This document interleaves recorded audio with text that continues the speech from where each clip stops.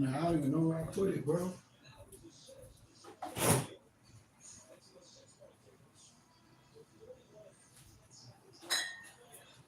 I don't know where I put it.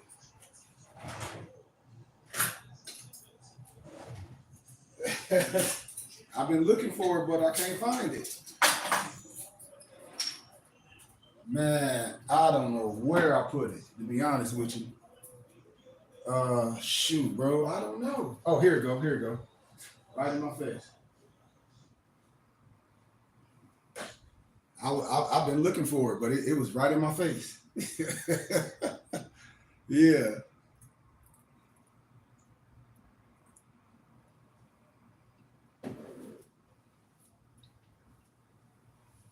Yeah, everything is good, brother. Everything is good. Yeah. Yeah. Everything is good. Everything is good, fam. I literally just walked through the door. Yeah, cause I like on Friday I'm at the Peoria Library. I read to the youth. It's part of my, yeah, yeah, part of my philanthropy I do with these kids that's struggling with reading. So I go there and I read to them and I do little other stuff and I give them little history books, little coloring books and things like that. Yeah, that is just part of my ministry. Yep, yep,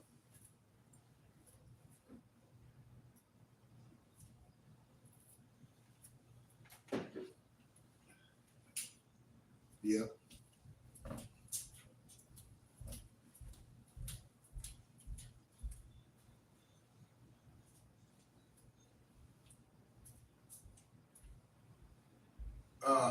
I really haven't had a chance, but I'm getting ready to go live now, bro. So can I call you back? Cause we'll be talking all day, man. And I'll be trying to get a schedule because I got other stuff to do.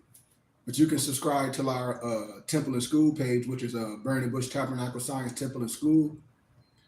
Yep. And my Mufti, Lamarck, he's gonna do the Friday book reading. He just pre-recorded it because he referee too. So it'll be on our Temple and School YouTube page and Facebook at around 6 p.m. when he uploaded.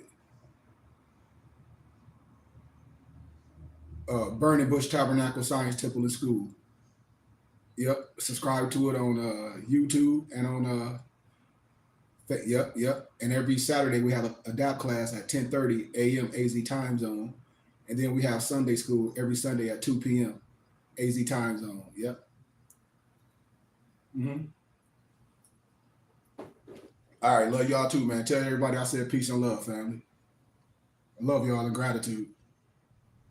Tell your mom and your brothers and everybody in Flint I said peace and love, man. And I'll see y'all soon. Okay.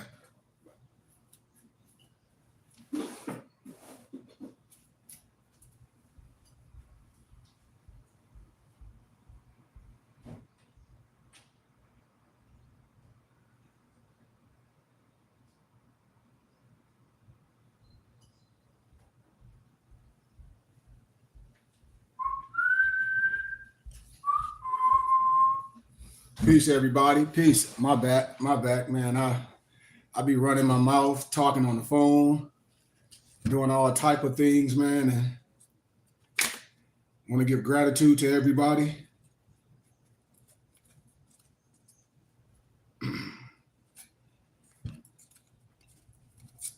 Every Friday, I have the joy, because I call it a joy, to be able to go to the Peoria Library and I get to read to young students. I get to give them books.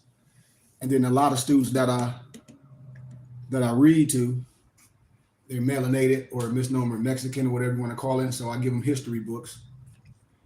And then I also do a lot of tarot card readings with my Orisha cards, or a lot of times I use my Mystic Sea cards. And so just for a lot of people that's into what I'm into, I do a lot of different readings. And you see the Kabbalah or the Tree of Life is on here. So I'm into all the sciences, and I had a good card reading today. I also like to do card readings on myself to keep myself in line and to check myself. Excuse me. But with that being said, man, I hope everyone having a positive day. I hope everyone having an amazing day. I come to you in love. I come to you as a brother. I'm not here to argue. I'm not here to debate with anyone or none of that. I'm here just to spread love and light. And I challenge you to challenge yourself, to study, to show yourself approved. That's what I'm here for. I'm here to give you things for you can research, because a lot of times we are programmed and nothing is hidden from us. We might not be introduced to the information. So I'm here to introduce you to a certain part of information.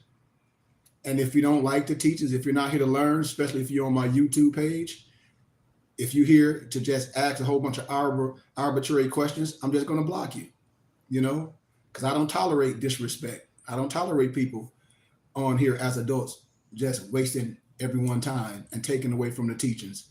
So if you're on YouTube to be a troll, all I'm going to do is block you for life. I don't care if you have a baby behind your name. I don't care what you say you are or who you are. You coming with any disrespect or disrespecting anybody on my platforms, I'm just going to block you for life. And that's what it is. Because you can't control people on social media, but I can control it by blocking you. So with that being said, oh, yeah. Oh, and my mufti say, yeah, we live, brother. Yeah, we live. First, I want to give gratitude to everyone. Today is Friday, is our holy day. So before I get into the teachings, I just want to share a couple things with my brothers and sisters. I had a good conversation with one of my followers. He called me this morning and he wanted some information. And I said, I'm always in gratitude to share information with brothers and sisters. But I want to share a scripture with brothers and sisters. I want to share Leviticus 25:10, which is on the Liberty Bell. The Liberty Bell, the esoteric science of the Liberty Bell is your soft fez turned inside out. That's the Liberty Bell is your fez, which is your national headdress. And under the Liberty Bell, you have Leviticus 25:10.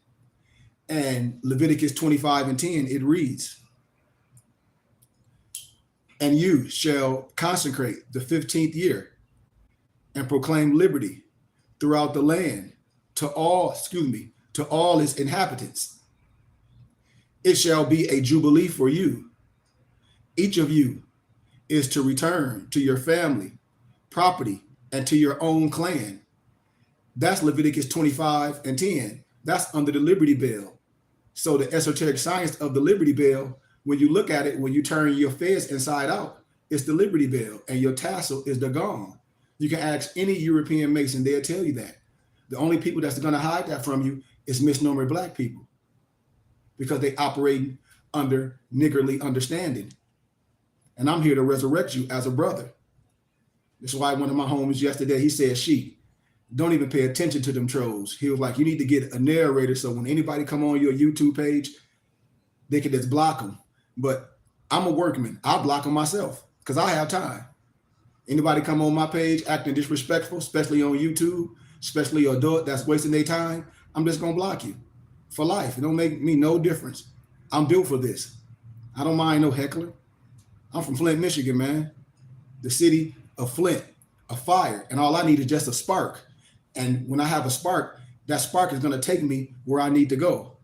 So I just gave you Leviticus 25:10. Now I want to give a divine warning, because a lot of Moors be out here confusing people, flashing ID cards and all that. And your ID card is for your salvation.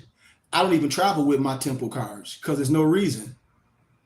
That's right, Thurman. We way different. Islam, Noble. We different. When I tell people, if you come with smoke with me, I'm coming right back with you as smoke. I can't give you wisdom for a person that's trying to bring harm to me. I'm going to defend myself. And stand my ground. I don't want to hurt my brother and sister. I never want to do that, but I'm not going to let nobody touch me. I'm not going to let nobody harm me, because I'm not afraid of no man, no woman. I give my life for what I believe. These are just big facts. I done been through too much in my life. My brother been murdered. A lot of my friends been murdered. My cousin was been murdered. So I'm not afraid to willingly give my life for what I believe in and for what I understand. I'm not worried about no man that don't like me because how I operate, because they're soft. I know a lot of men that's been under my auspices and they soft and they'll go back talking crap because they're not built up in a certain way. I give you attributes to stand strong. I don't deal with weakness. I don't deal with men that gossip. That's a character flaw. When the scripture says, why talk about the toothpick in somebody's eye and you have a thorn in yours? See, a lot of our men have selective memory. As soon as you do something or correct their mistakes, they get mad. And that's a character flaw. And a lot of men have that. So, I got my shades on. I'm tripping. I still have my shades on from outside. I'm tripping. I'm like, I can't even see. I'm like, it's dark in here.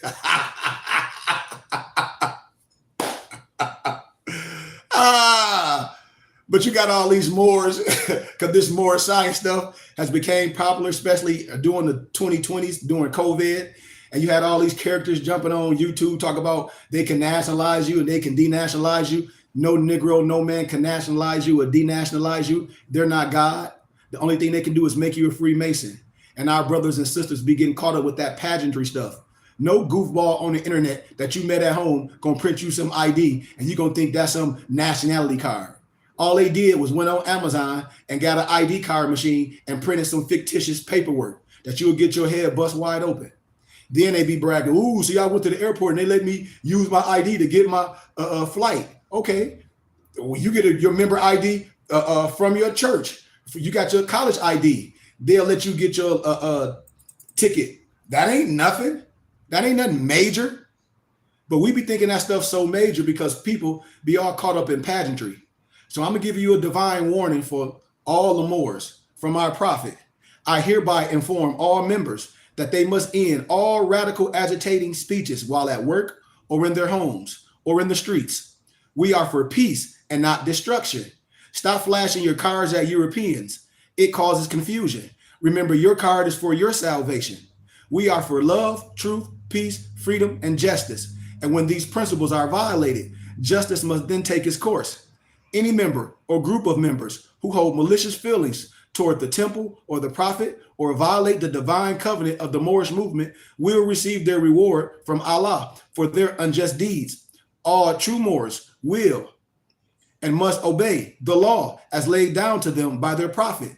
If they lose confidence in their prophet, they should turn in their car, their button, cease wearing your turban and your fez, and return to the state where I, the prophet, found you. This is a holy and divine movement founded by the prophet Noble Drew Ali. And if the prophet is not right, the temple is not right. The prophet, therefore, is sending out the divine plea to all Moorish Americans that they do their part in protecting their prophet and the temple. This is an everlasting movement founded by the prophet through the will of Allah to redeem his people from their sinful ways by the order of Noble Drew Ali, ordained, and I keep resurrecting the teachings in my temple and school. When I ask Moors, get our divine creed and our bylaws. I'm giving you the basics so you don't get caught up with these characters on the internet talking about we're sovereign citizens. And that's like I was helping a brother, and I don't want to say what's happening, but that's when you say you some sovereign citizen, that's code word to get your head bust wide open because you can't be a sovereign and a citizen at the same time. That's an oxymoron. No individual is no sovereign. I'm giving you prerequisites. I'm saving people lives, but people be watching these people on YouTube and they just be, they be in court doing it. I don't give a damn if 13,000 Negroes go to court with a fez on. Ain't nothing happening. Tell them to show you the outcome of what's going on. Because I know the outcome. But we be so excited when you see people in pageantry, which means poo, damn, diddly. Get your head busted if you want to.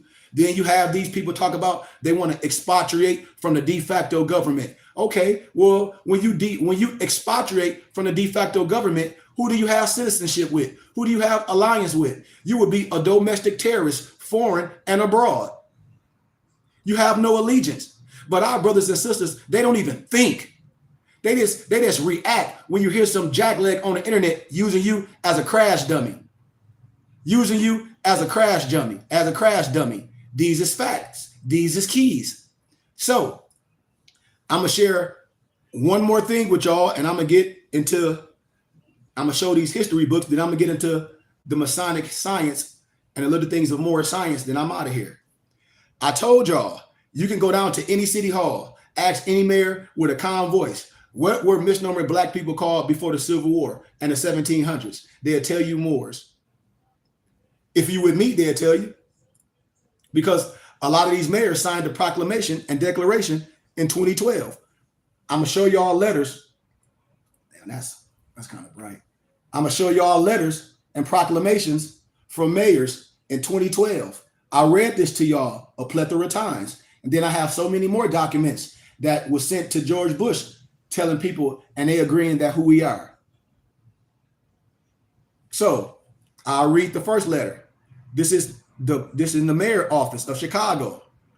Rahm Emanuel, mayor, the proclamation. Whereas the Moorish Americans are the descendants of the ancient Moabites, Hamites, Canaanites, who were permitted by old pharaohs of Kemet to traverse from East Africa and later formed themselves kingdoms extending from the northwestern and the southwestern shores of Africa, the Atlantic Islands, unto the present day continental Americas. And whereas the indigenous Moorish people of the Americas are now united in order to again link themselves with the families of nations, and whereas the Moorish Americans, being aboriginal to the territories of North, Central, and South America, have formed a sovereign theocratic government guided by the command principles of love, truth, peace, freedom, and justice through virtue of the universal rights to self-determination, as well as with the Declaration on the Rights of the Indigenous People guaranteed in the Charter.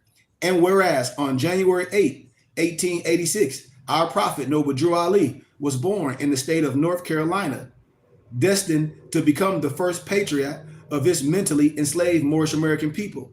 In 1912, he was later anointed as El Hajj Sharif Abdul Ali by the heads of Egypt and holy city of Mecca to return to the United States as the last prophet and the founding father of the newly risen nation of Moorish Americans. That's where they get El Hajj from naming Malcolm X.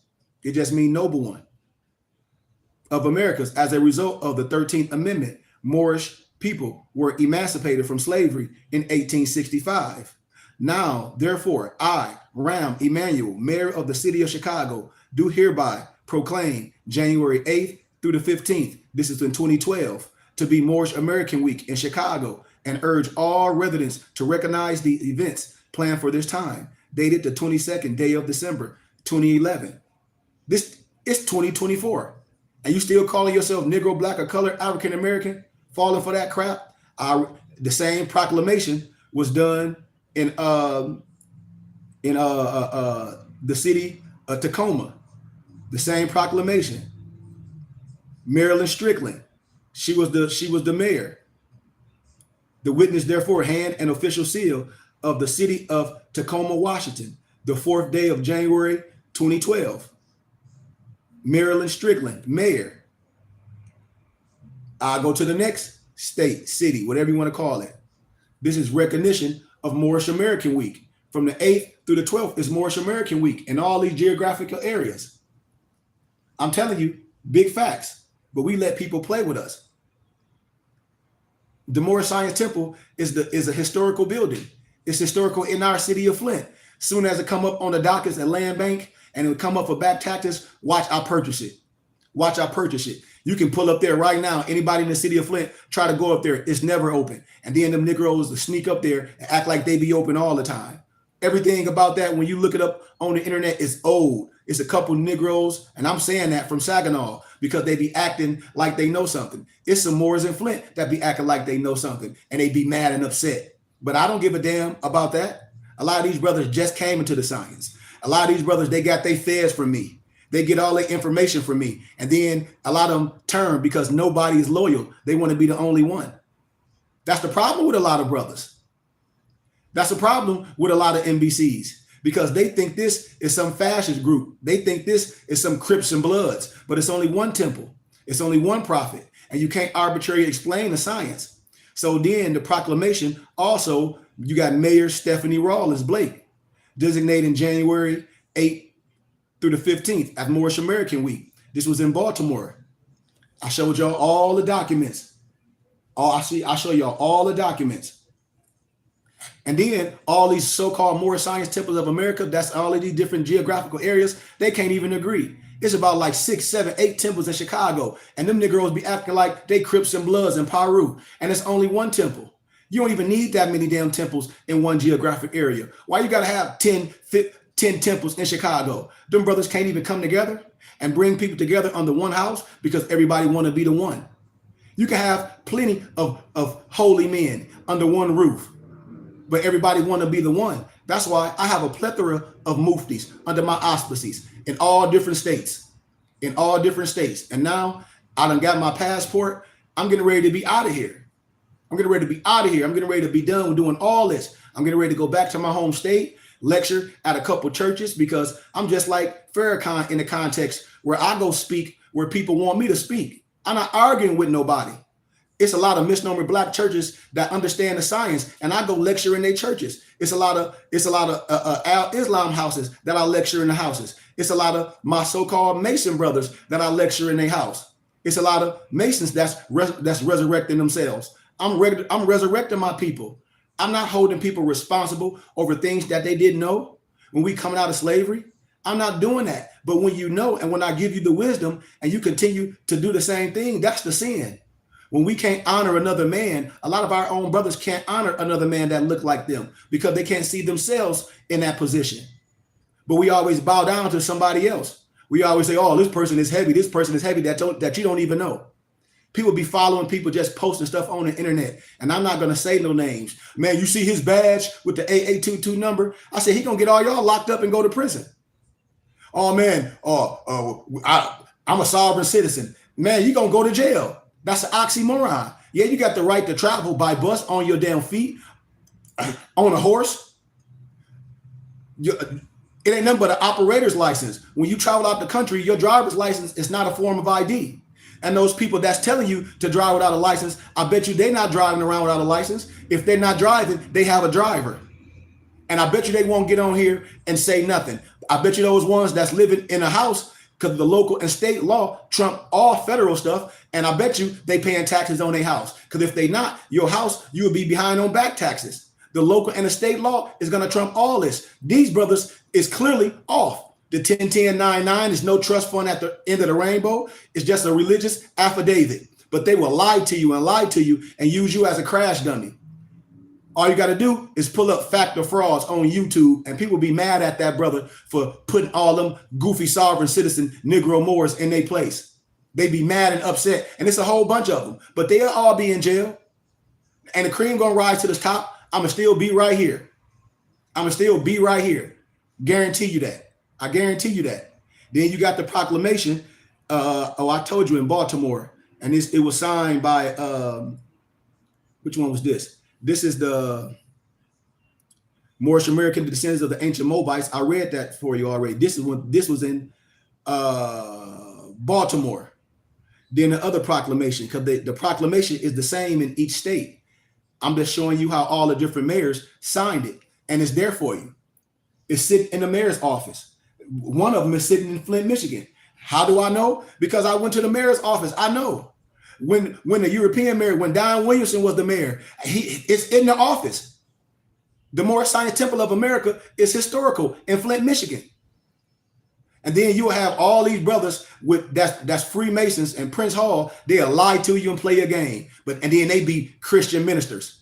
That's a joke. You don't take no oath. And then the lower house is Christianity, and then the higher house is Islam. But they won't tell you that. They will not tell you that. But I'm telling you, I bet you they won't come on here and deny nothing I'm saying. Because a European don't have no power over you to lie to you. You see that coming. An Albion, a Trailerdyke, whatever you want to call it. It's your own brother that's going to lie to you continuously over and over and over with that pseudo academia, with that dead gospel. This is the living gospel. We ain't talking about nothing dead. So the proclamation, like I said, whereas the Moorish Americans are the descendants of the ancient Moabites, Hamites, Canaanites, who were permitted by old pharaohs of Kemet to traverse from East Africa and later formed themselves kingdoms extending from the northwestern and southwestern shores of Africa and the Atlantic islands unto the present day continental Americas.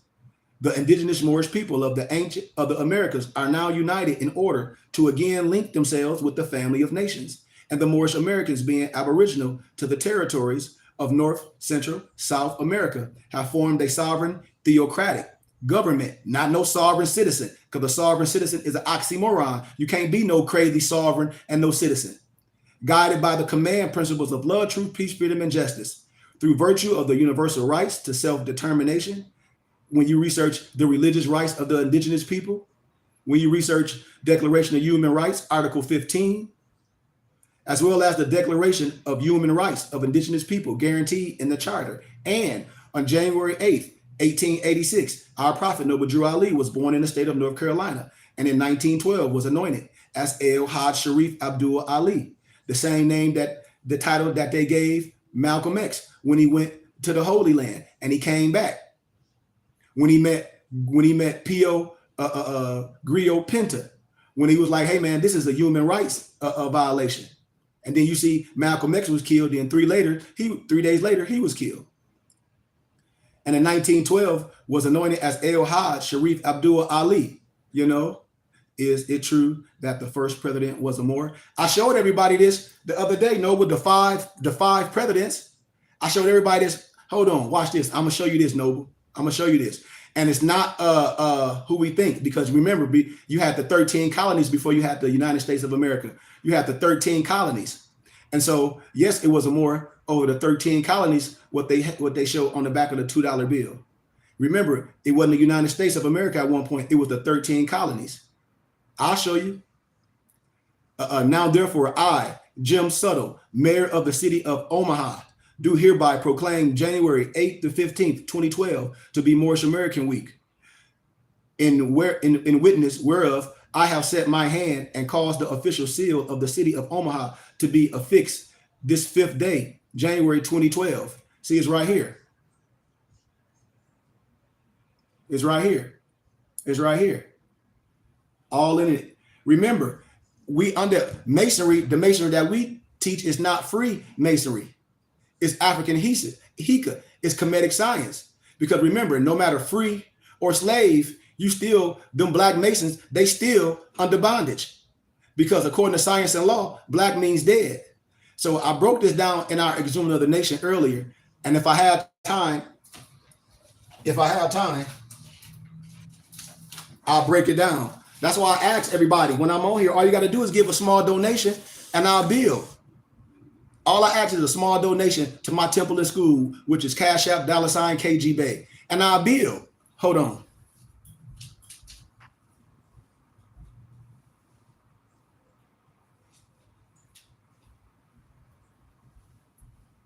Because the workman is due his hire. If a person was in trouble, the first thing they'll be going to try to solicit a court-appointed attorney or a lawyer, and they'll pay them to answer their questions, because you can't go talk to an attorney. They'll want a registration fee. They'll want about $500 or $1,000 just for you to ask them some questions.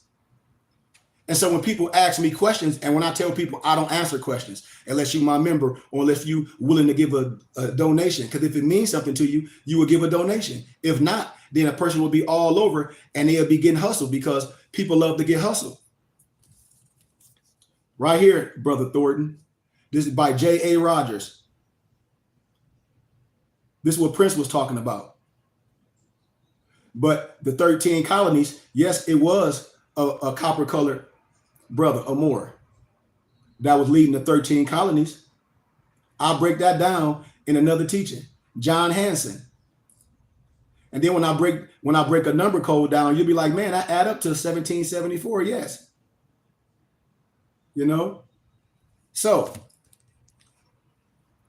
those were all the mayors. That was another mayor. Then you got the mayor, the city of Fayetteville. The mayor was Anthony G. Chauvin. He signed it in 2012. Then in Charlotte, North Carolina, Anthony R. Fox was the mayor. He signed the proclamation. The city of Tyler, by the Honorable Barbara Bass, mayor, she signed it. So it's all these proclamations, and I can give it to you. That's why when I tell people to give donations, the reason how you can learn, because you can have the information for yourself. You don't have to keep asking the question because the person will lie to you, just to act like they got some power. And I'm just a map and a guide.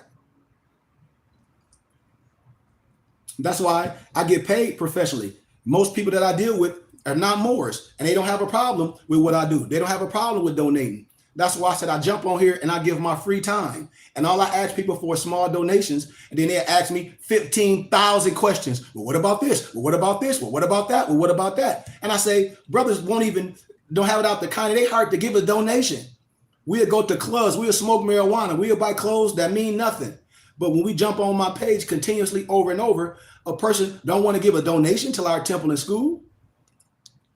And so, no disrespect to you, Noble. That's why I won't answer questions when people just answer me 15,000 questions. And no disrespect to you. I'm just saying what happens a lot, with what goes on when I'm teaching. Because everybody should have a lot of questions. But if you got a lot of questions, what do it mean to you? Because a workman is due his hire. I'm working. If you went to church on Sunday or whatever, you were sitting and your kids go with Big Mama, I bet you everybody be giving their kids money to put in a tithe box. I bet you everyone to get up there and prance up there and put money in an offering box and then come home and talk stuff like that preacher wasn't talking about nothing. But you gave your money. I only spend my money to where what's important with me. I don't give my money to things that don't matter to me. I spend my money where it matters. If somebody's building or educating me and they ask for a donation, I'm willingly give a donation. Why? Because I want them to continue to do that and I want to learn. I'm not going to be a bump on the log, or I'm not going to be laudering, a person that just laudering and not frequent the business. I'm doing business and nobody do business with me. If people do business with me, then I do business with them. But people come on here and just sit like a bump on a log and lauder, and then have the audacity to ask me 15 million questions. No disrespect. No disrespect at all. So, with the first book reading, a selected reading, is called Revealing America's Dark Skin Past. I'm always going to show you reference because I teach elementary kids. And when I teach elementary kids, I was just at the Peoria Library. And the library put a donation together for me to come educate the kids. Here it is, the library, Peoria Library. I'm out of Arizona. They put a donation together. They said, well, all we have is 1,500. Are you willing to come teach the kids? I said, that's way more than enough because I'm going to give it back because I have a full library. And here it is, the parents and everybody in the library donate $1,500. I ain't asking nobody for that because I know average Negroes act like what they can't have or what they don't have. And they go spend their money at dispensaries or at clubs or on alcohol. But I go to the public library in Peoria and they give me a $1,500 donation to come talk to the kids for an hour and a half every Friday. When I go on a college campus to lecture, all the college students put money together. When I go through 1,100 books and I let the college students get them for $5, I walk out with 5,500 every time. And they give me a donation for coming to speak. So, and I jump on here and I say, if a person want to learn something, if you got them 15 million questions, what is it worth to you? You don't want to give a donation because I operate on donations when I'm on here. I'm a minister in real life. In real life, I'm a divine Moorish minister. I tell everybody to look me up. In real life, I'm a real educator. In real life, I'm a lecturer. I don't have no fake degrees. I got a bachelor degree. I got a master's degree. I'm getting ready to have my juris doctor degree in Indigenous People Law and Policy. I got my passport. That's why I'm getting ready to leave the States. I'm not going to be gone forever, but I got to go abroad to where I don't have to sign no contract and it be contingent on me shutting this down because I love teaching my people. I don't just want to teach college people and people that can pay. Then what about my philanthropy? I jump on here and ask people to send donations. And I say that and it fall on deaf ears every time, but everybody want me to answer their questions. No disrespect. No disrespect. No disrespect to no one. And then I ask brothers, if you an El or a Bay, who's your sheik? Where you studying at? Oh, it ain't no temple in my city. But you on my page every day and you know I'm a sheik and an elder. Why don't you come to class? Why? My mufti on here is Gregory Maso El. That's one of my muftis. Every time he jump on here, he be like, man, here go our temple and school page. He give us information. Nobody inquire. They just jump on my YouTube page. And we have selected and systematically classes. We have a DAP class and history class every Saturday at 10:30. We have Sunday school every Sunday at 2 p.m. And here go another one of my muftis that just jumped on, Noble Lamarck Barclay Bay. They all in different geographical areas. So when a person just jump on my page and say, well, what about this? And I'm like, I'm not your teacher, especially these brothers that have L or Bay on their name. And they be asking me a million questions. And I say, well, come learn systematically.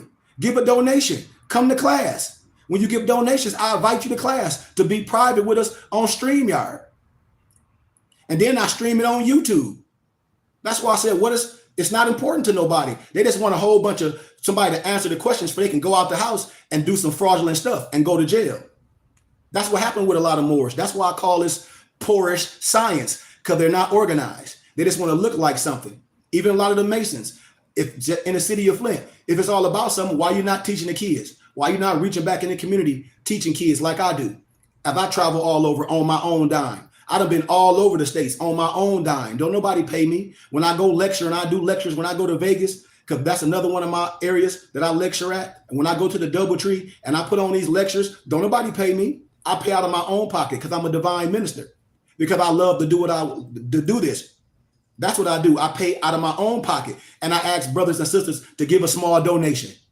So if brothers don't want to do that, that's on y'all. So let me proceed. Revealing America's Dark Skin Past, Volume 1. This is one book recommended. I'll just give the intro, then I'm going to the next one because I'm not going to stay in it. I'm giving y'all books to read for study. Just like Bobby Hemmick, I showed y'all his suggested reading list, which I have all his books. I'm showing you a suggested reading list of mine. I have a full library. I have over 1 million books and documents. All my muftis on here, you can ask him. And then my other mufti that's jumped on my YouTube page, Dre Shine, he's one of my newest members. Ask him how many books and documents I have that I give to my brothers and sisters for pennies of the dollar that Amazon charge a grip. I share the wisdom with my people, but I went in debt for this. I put in work to gather, compile, and transfer books to PDF. Man, Google spent $25 million converting books to PDF. I have my own companies, mypdfbooks.com, Books with the Z, bindedbooks.com, moorishhaberdasher.com. All these companies that I created, so you don't have to go to Amazon and deal with me. You can deal with me on my own platforms, because don't nobody get a percentage of me. I'm a businessman, and I use my money to do business. And you know I'm a businessman. Why? Because every time y'all jump in here, I'm in my place of business. That's why I use the internet to connect to my people, because y'all not here. And if y'all was here, y'all wouldn't come to the library and give a donation. We just jump on here because I'm willingly doing this for free. So let's proceed. So if you like the teachings, give a donation to my temple and school, which is Cash App $KG Bay. If not, I'm asking all my muftis that's on my temple and school page and everything to write these people names down, because I don't mind blocking nobody, because I don't want to be popular. A brother hit me up earlier today. He was like, man, you should be viral. And why you don't have all these followers? Because I don't want them. I'm not doing this to have no followers. I'm not a YouTube sensation. I'm a teacher and an educator. In the European and the Albion and the Trelodike Society, all my European Jews, you don't know who their priest is. They don't care about being popular. They don't care about being popular. Their map and their guide is not no damn entertainer or a rapper. Their map and their guide, their priest is their priest, and they not popular for that. But everybody that's popular, if they say they this, if they say they that, they go to their priest that's educated and anointed in what they doing. And that's what I do. Peace, Noble Gregory Masso. That's another one of my muftis that just jumped on my YouTube page. I mean, on my Facebook page. And that's my other mufti, Dre Shine. I got my other muftis on YouTube. I think, is that my mufti Malik Reed L on Moorish Haberdasher? I don't know. I don't think that's him. I think it is, but I can't see. But I'll read the introduction to this book. Peace, Empress. Brown-skinned people from very light to dark. And when you read the 1828 Webster Dictionary, you can see what an American is. The American is the copper-colored races found here by the European. The copper-colored races found here by the European. Thank you for the donation, Empress. And that's what I'm saying. Empresses give donations, but Negroes won't give a donation. So please, Noble Masso, and please, Noble Lamarck, write these brothers' names down, or whoever their names down, that's on my YouTube page, and that's on other platforms, and on my Moorish Haberdasher page, Empress, so I can block them. No disrespect, because a lot of my brothers and sisters, they just lauders. They just be here and sit on a bump in a log and hold up space. And I say, remove yourself. So, and I'll let somebody else take your spot. If it means something to somebody, all I'll be asking for is small donations. So please write these brothers' names down. That's on my YouTube page. And on my Moorish_haberdasher page, I see my empresses on there. Write those handles down so I can block these people, because it don't mean nothing to nobody. Nobody. And I don't mean no disrespect to no one. I'm not here to play no games. However, history wants us to believe that the existence of Black people in the Western Hemisphere began with the African slave trade. And I show you a book, it's called The One World Tartarians, to show you that whole slave trade stuff is fake. Yep. On Cash App, $KG Bay. I'll be telling people, I don't give a damn if it's $5 or it's $10. I'm going to treat your $5 or $10 just like my people that be giving me hundreds of dollars, especially when it comes to the wisdom, especially when it comes to the books. Why? Because I have them. It don't cost me nothing to send you a PDF copy of a book. And then you can go to Office Max and Staples and they'll print and bind a book like this. Or you can hit my Noble up, Lamarck Barclay Bay, because he have the print press and he'll print it for you for the same price that Office Max and Staples will do it for you. And then all your money be in-house. But that's why I told us, we don't have a mission, because brothers don't want to spend their own money with their own people. They'll go spend it on things that means nothing. So please, nobles, write these people names down so we can block them and get their asses out the way. Excuse my candor, no disrespect. It's from a falsehood that many people in the United States have been manipulated into thinking that all slaves came from Africa and the Black population in the United States are the descendants of the Africans. While many Blacks have some African genetics in their bloodline, that should not be the determination factor to define all Blackness in the United States as African American. Many Blacks have European genetics in their bloodline, which I showed y'all yesterday in the lecture, but they are not defined as European Americans. When I talk about the one world Tartarians in the book, when I talk about David McRitchie, the ancient and modern Britons, you know, when I show you all this historicalness. So that's just one of the books. That's one. It's 3 volumes. This is volume 1. Here go volume 2. I'll read volume 2 to you. It got pictures in here and everything. I'm showing you books for study so you can resurrect your kids. You know, Cash App, no, it's BEY, not BAY. Cash App, $KG Bay. Put that on there, Noble Moso and Noble Drayshawn. It's Cash App, $KG BEY, not BAY, BEY, brother Thurman. Cash App, $KG BEY. It's Bay, BEY. So the misconception that permit American history, especially United States history, are so numerous and abundant that when people are presented with historical facts that deviate from the customary perceptions, they have a tendency to dismiss the information as the conspiracy theory. You know, the old stories from the discovery of the New World to the colonization, to the colonization of the United States are filled with so many fallacies that the retelling of these over the centuries has turned these fictitious into truth. The misrepresentation of previous historical writings have become today's realities of the past. Just like yesterday, I showed you all those European writers in first century that said what I said, that showed you all the copper-colored races in history in first century. They were eyewitnesses. One of the most prevalent fallacies in North America history is the story surrounding Christopher Columbus and the people he encountered. It's interesting to note that earlier 20th century historians were stating that Christopher Columbus was trying to prove that the world was round. However, in the 19th century, historical writings on Columbus, not school textbooks, make no mention of his revelation. And I'll just stop right there. That's the next book. And then you got the big book, volume 1, the big book right here. The beginning, and you see they copper colored. When you start seeing things in color, you'll see they copper colored. This was in the libraries and the Royal Archives and the Library of Congress. When I lecture on the college campus, you see things in color for your eye. And so I don't want to get all in this, you know what I mean? Because it's just so much. I just wanted to show this.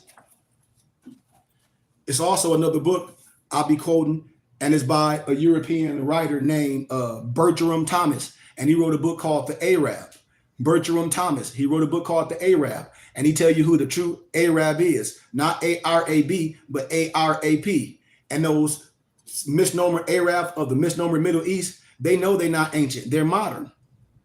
That's why I don't argue with a pale so-called A-rep that be coming with that stuff. I say, dude, I can really illuminate what you know that I know, but I'm not. That's why when they in their ceremonies, they dress up in blackface, just like the Europeans in the Netherlands when they deal with Swarty Piet and Santa Claus. Research it in the Netherlands. And when you research the Corsica flag in the Netherlands, you see the demi Moor with the bandana on his head, which is the Corsica flag in the Netherlands. You know, all history is gonna reveal what I'm saying. Here go another book. So just like I teach all religions, just like the Mormons, you will get the Book of Mormons and the Book of Watchers. The Book of Mormon and the Book of Watchers, how they really tell on themselves, because they say that the Indian is the really the followers of Yahshua, but the Indian is the Moor. I show this in all history. I show it in all history, and I share this with people. I share all this with people. The Nation of Islam had this works. They passed it out in the 30s and the 60s. They passed it out. It was written and sent to all in the ministry of Islam in the wilderness of North America by Elijah Muhammad, servant of Allah, dated 4/2/1936. Then it was reissued January 18th in 1963. All the history that you want to know. Even got Elijah Poole Bay in here with his fez on. I told you I'll pull up a film called Founders Day. I think it was in 2015 when Farrakhan is giving credit to Noble Drew Ali for bringing Islam, which is peace, to the North American Negro. And then I showed y'all yesterday the European Mason pull up on YouTube celebrating Noble Drew Ali's 135th birthday. You can pull it up on my page. On my page, it's called Celebrating Noble Drew Ali's Solar Return. And then you can look it up on YouTube. Just pull up Celebrating Noble Drew Ali's 135th birthday. And you will see the European Mason giving credit. Like, I don't know what's wrong with black people. Act like they don't know who the prophet is. Acting like the Nation of Islam don't know what the hell I'm talking about. And he like they got to, because all of them was part of the Moorish Science Temple of America. When I show books and everything from the temple that they have, like, it's all facts. So you got to be like, who lied to you? Your own brother has lied to you. Your own brother has lied to you over and over and over, over and over and over. That's what a Negro will do. In the film, he quoting this book right here.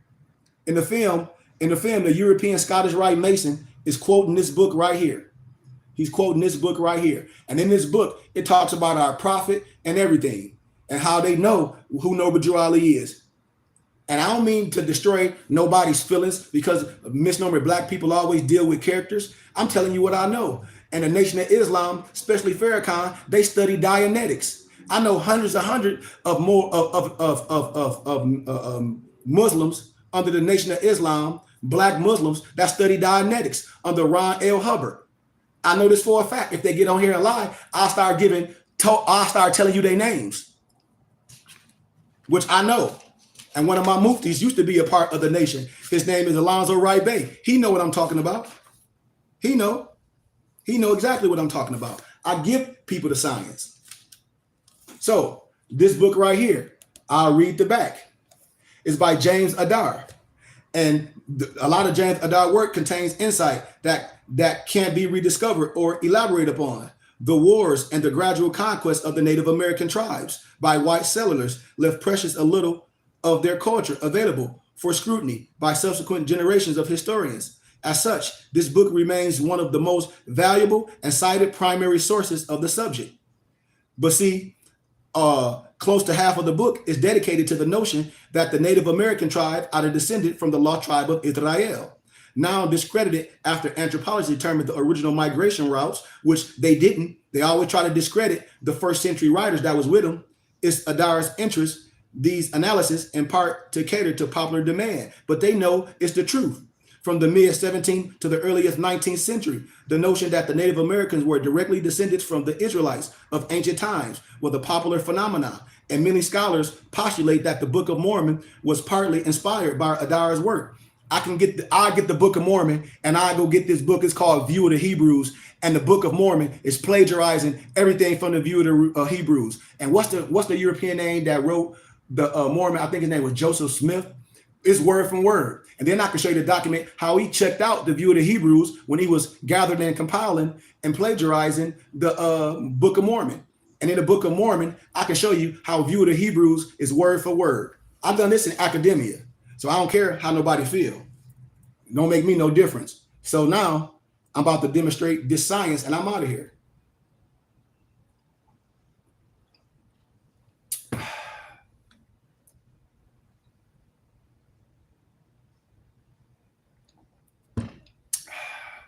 Once again, Muftis, please write those names down so we can block them. We don't want to waste no time because I don't care about being popular. If other ways I'm going to make my money. It ain't off this. I'm a divine minister. And I ask people for donations, just like when you go to church. It's for us to do this. I can build your whole library. I'm an educator. I'm a sheik. I'm a shaman. I'm a medicine man. All synonymous. I'm a tasawwuf. Melchizedek in the flesh, ordained from the Creator. And we look at other people like that, but we don't see our own brother with that. It's sad. So I'm gonna give a little science and I'm out of here. Give a little science and we out of here, family.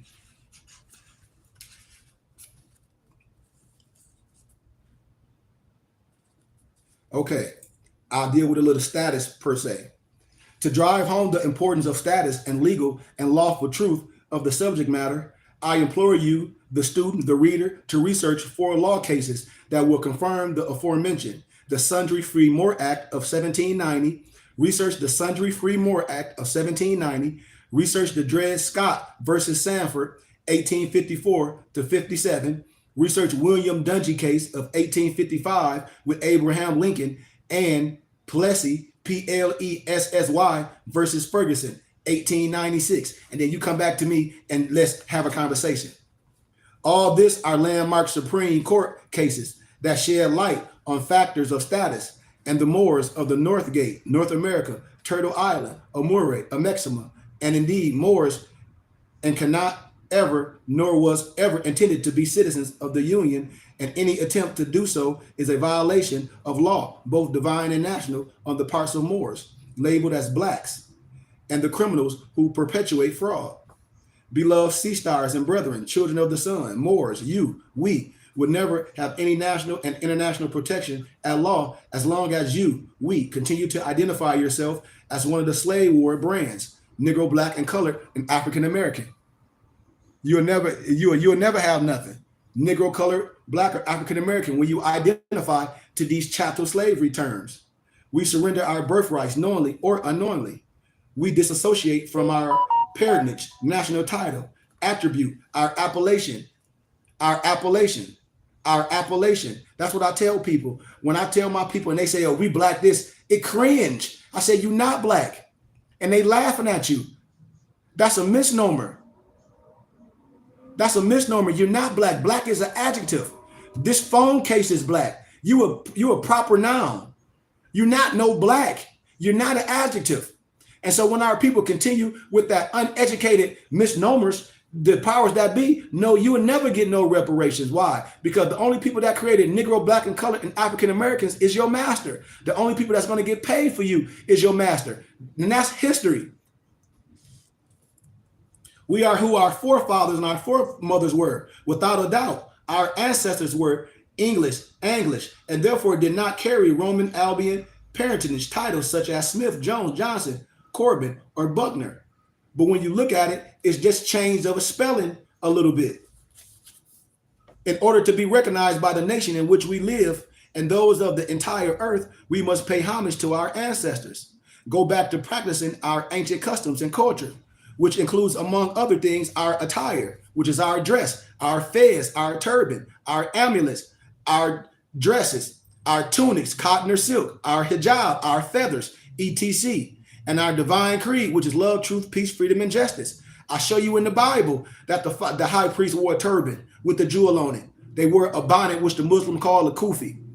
We dressed in our tunic, cotton or silk, with the embroidery on it. We had our sash on. It's all in your Bible.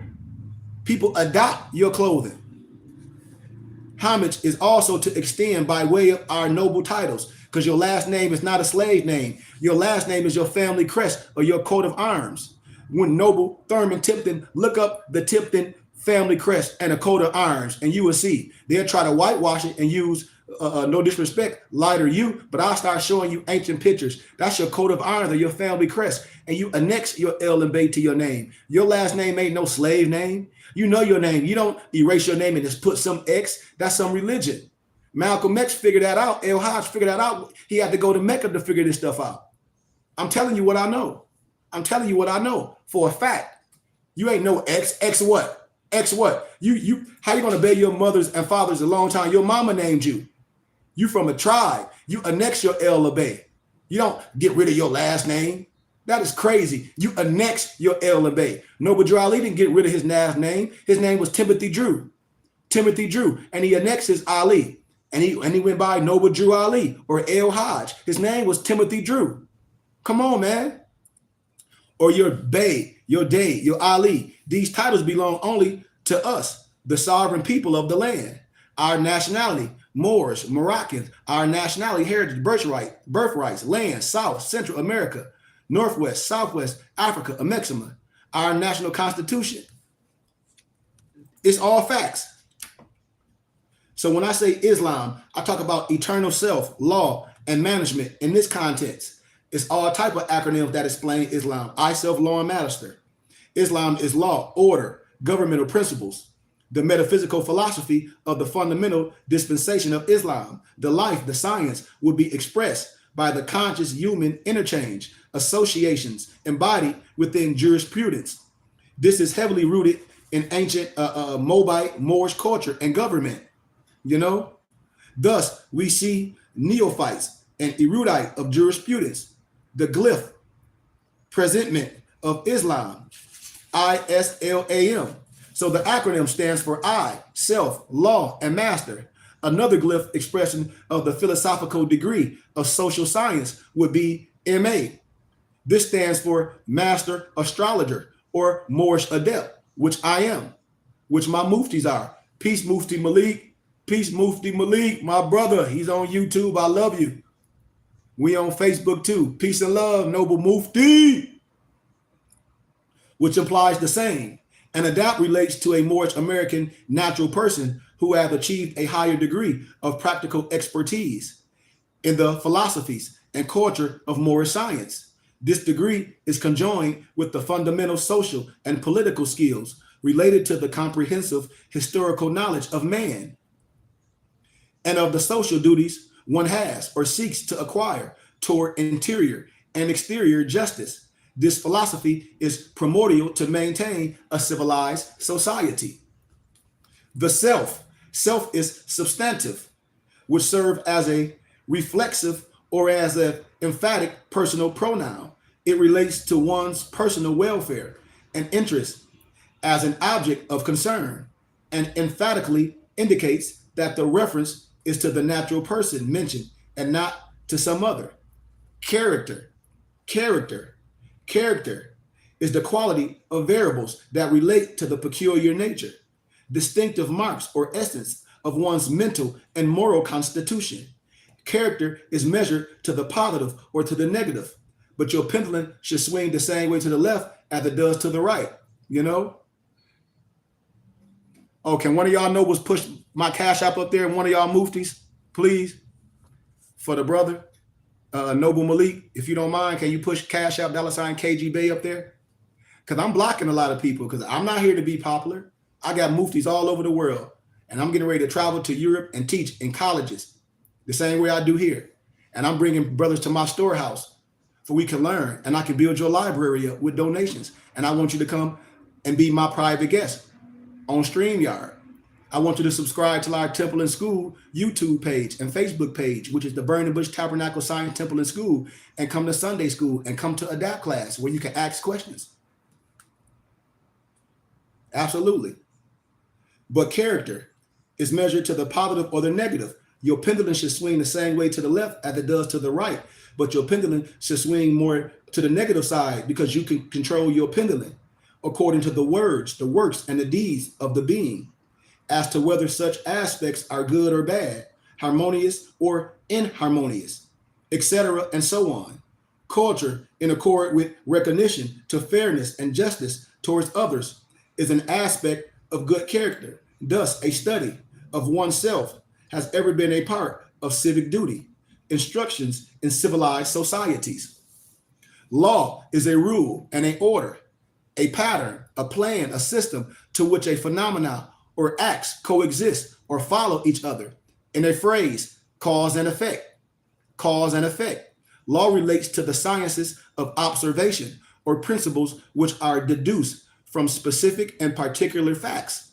These facts being mathematical or scientific conclusions, cause and effect, and are put to words or statements which express those acquired facts, effects or potentials for occurrences, if and when certain conditions are presented.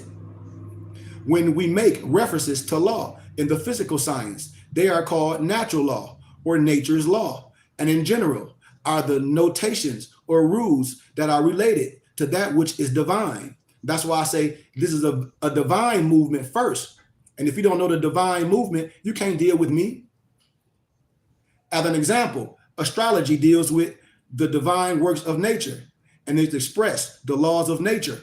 The Quran in Moorish Science, the acronym is knowledge, order, rhythm, astrology, astronomy, and nature. Thus, the philosophy of astrology deals with the laws of nature, which govern the cosmos, the universe, and the affects man and the environment. So when I talk about sovereignty, is that essential public authority expressed by an independent civil society, and that said authority has no superior. The sovereign is the unification.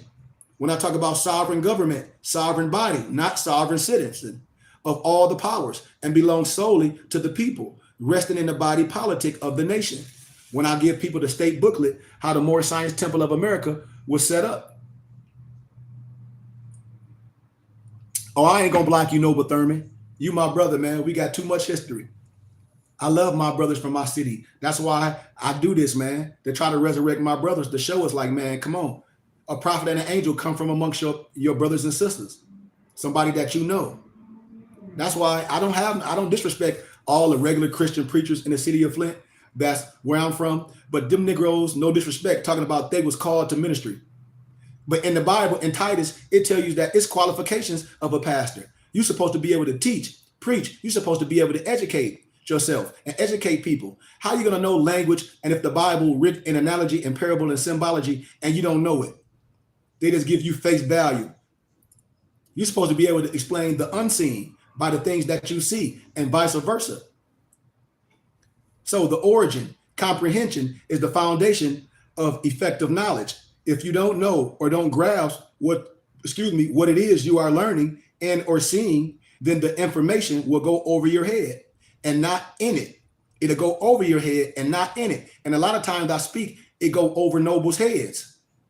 It go over noble heads because they just want me to answer a question, blah, blah, blah, blah, blah, blah. But you're not anointed. You're not consecrated. This is a study. You don't have to say, oh, I was called. How? Or you went to seminary. Well, then that's trained like a dog. I'm educated. I'm a free thinker.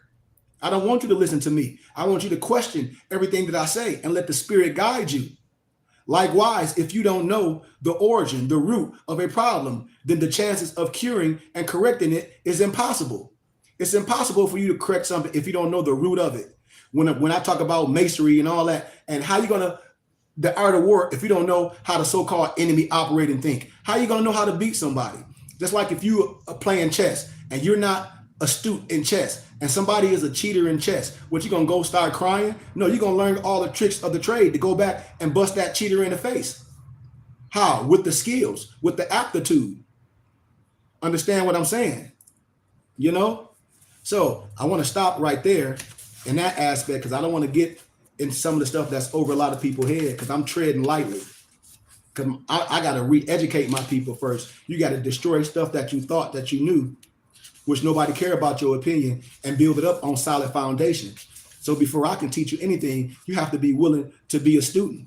And most people don't want to be students. They want me to tell them something so they can go out and do something prematurely and go to prison. That's what these Negroes be wanting. That's what they be wanting. And I'm not going to give you that. I say go get that from somewhere else.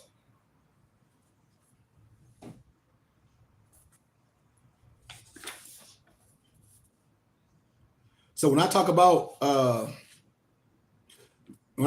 Ben Bay, aka Benjamin Banneker, in the region known today as New York, the Empire State, Ben Bay Emmanuel Mu Ali laid the foundation of the Universal Apprentice Hall of the Science Government. I showed y'all these books, and I'll show y'all another classified book that all my muftis have. All the Europeans know this. They laugh at us. We out here having a pissing contest.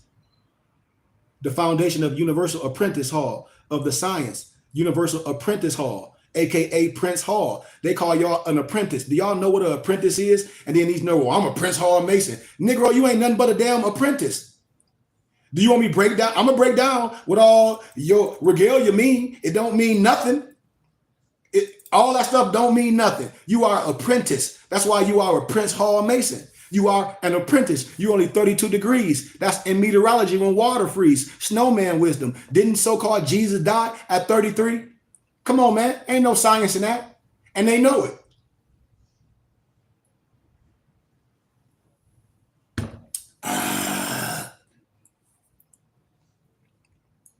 Of the science of government, human character, unity, equality, justice, peace, salam, upon the square of 90 degrees, and turn it to the hub of the universe of the perpetual universal freedom. Ben Bay not only designed Washington, D.C., but he perfected the science of the federal government system that goes along with Washington, D.C. Washington, D.C. is laid out 4 squares, just like New Jerusalem in Revelations, and is made to be a scale prototype of the New Jerusalem based on the code of mathematics, scaling from what? 0 to 9. Remember, in mathematics, 0 is nothing but a placeholder. So when you're talking about the 70 elders, I talk about the 7 spirits of Allah. That's one context. In the Bible, when they talk about Sophia, they all wisdom, they relate to a woman. Sophia is wisdom. That's why in the Bible it says a man that finds a wife finds a good thing. He finds wisdom, because your empress supposed to bring wisdom to you and add value to you, because every good man got a good empress. You can't get no woman and go down. That means she's not wisdom. A woman have to be able to be educated and be taught by her king to go out and teach her empresses and the children and bring them back to the storehouse, to the head. I ain't saying a woman have to submit, but in science, y'all don't, in Moorish Science, we don't know what submission means. This ain't Christian where a woman got to submit to some higher power. In Moorish Science, submitting is 100% dedication from the man and 100% dedication from the woman. Why? Because the woman, the empress, sits on the throne with her Moorish king. Our energy transfers. And that's what I tell people. I ain't finna submit. I ain't talking no European or no Negro Christian gospel where they try to use that over women and they try to act like the woman don't have no power. That's fugazi. I ain't one of them goofy preachers on the internet talking about, oh, the women supposed to be quiet in the church. That's crazy, because the first woman to preach the gospel was a woman. And if these Negroes that be bringing all that European stuff, separating the man and the woman, and I ain't separating the man and the woman. I bring us together, the man and the woman coming together. That's the Immaculate Conception. That's the triple rose. The woman sits on the throne with us. That's family. We don't separate family. When they say a woman can't teach a man, why she can't? If your goofy ass ain't learning nothing, who else? The Holy Spirit works through man and woman. I deal with the spirit. I don't deal with, oh, she a woman, she don't have no right. Shut up. That's the most asininest thing I've been hearing these religious people do. Misquoting the scriptures. That's all they do is all day is misquote the text, because they don't understand analogy, parable, and symbology. It's just facts. It's just facts. Or the zodiac number 12 and geometry. Ben Bay, the master clockmaker, made it a giant astronomical clock. Thus, it is symbolic of a giant clock of destiny. All the Moors, when I break down the clock of destiny, I'll lecture that another day.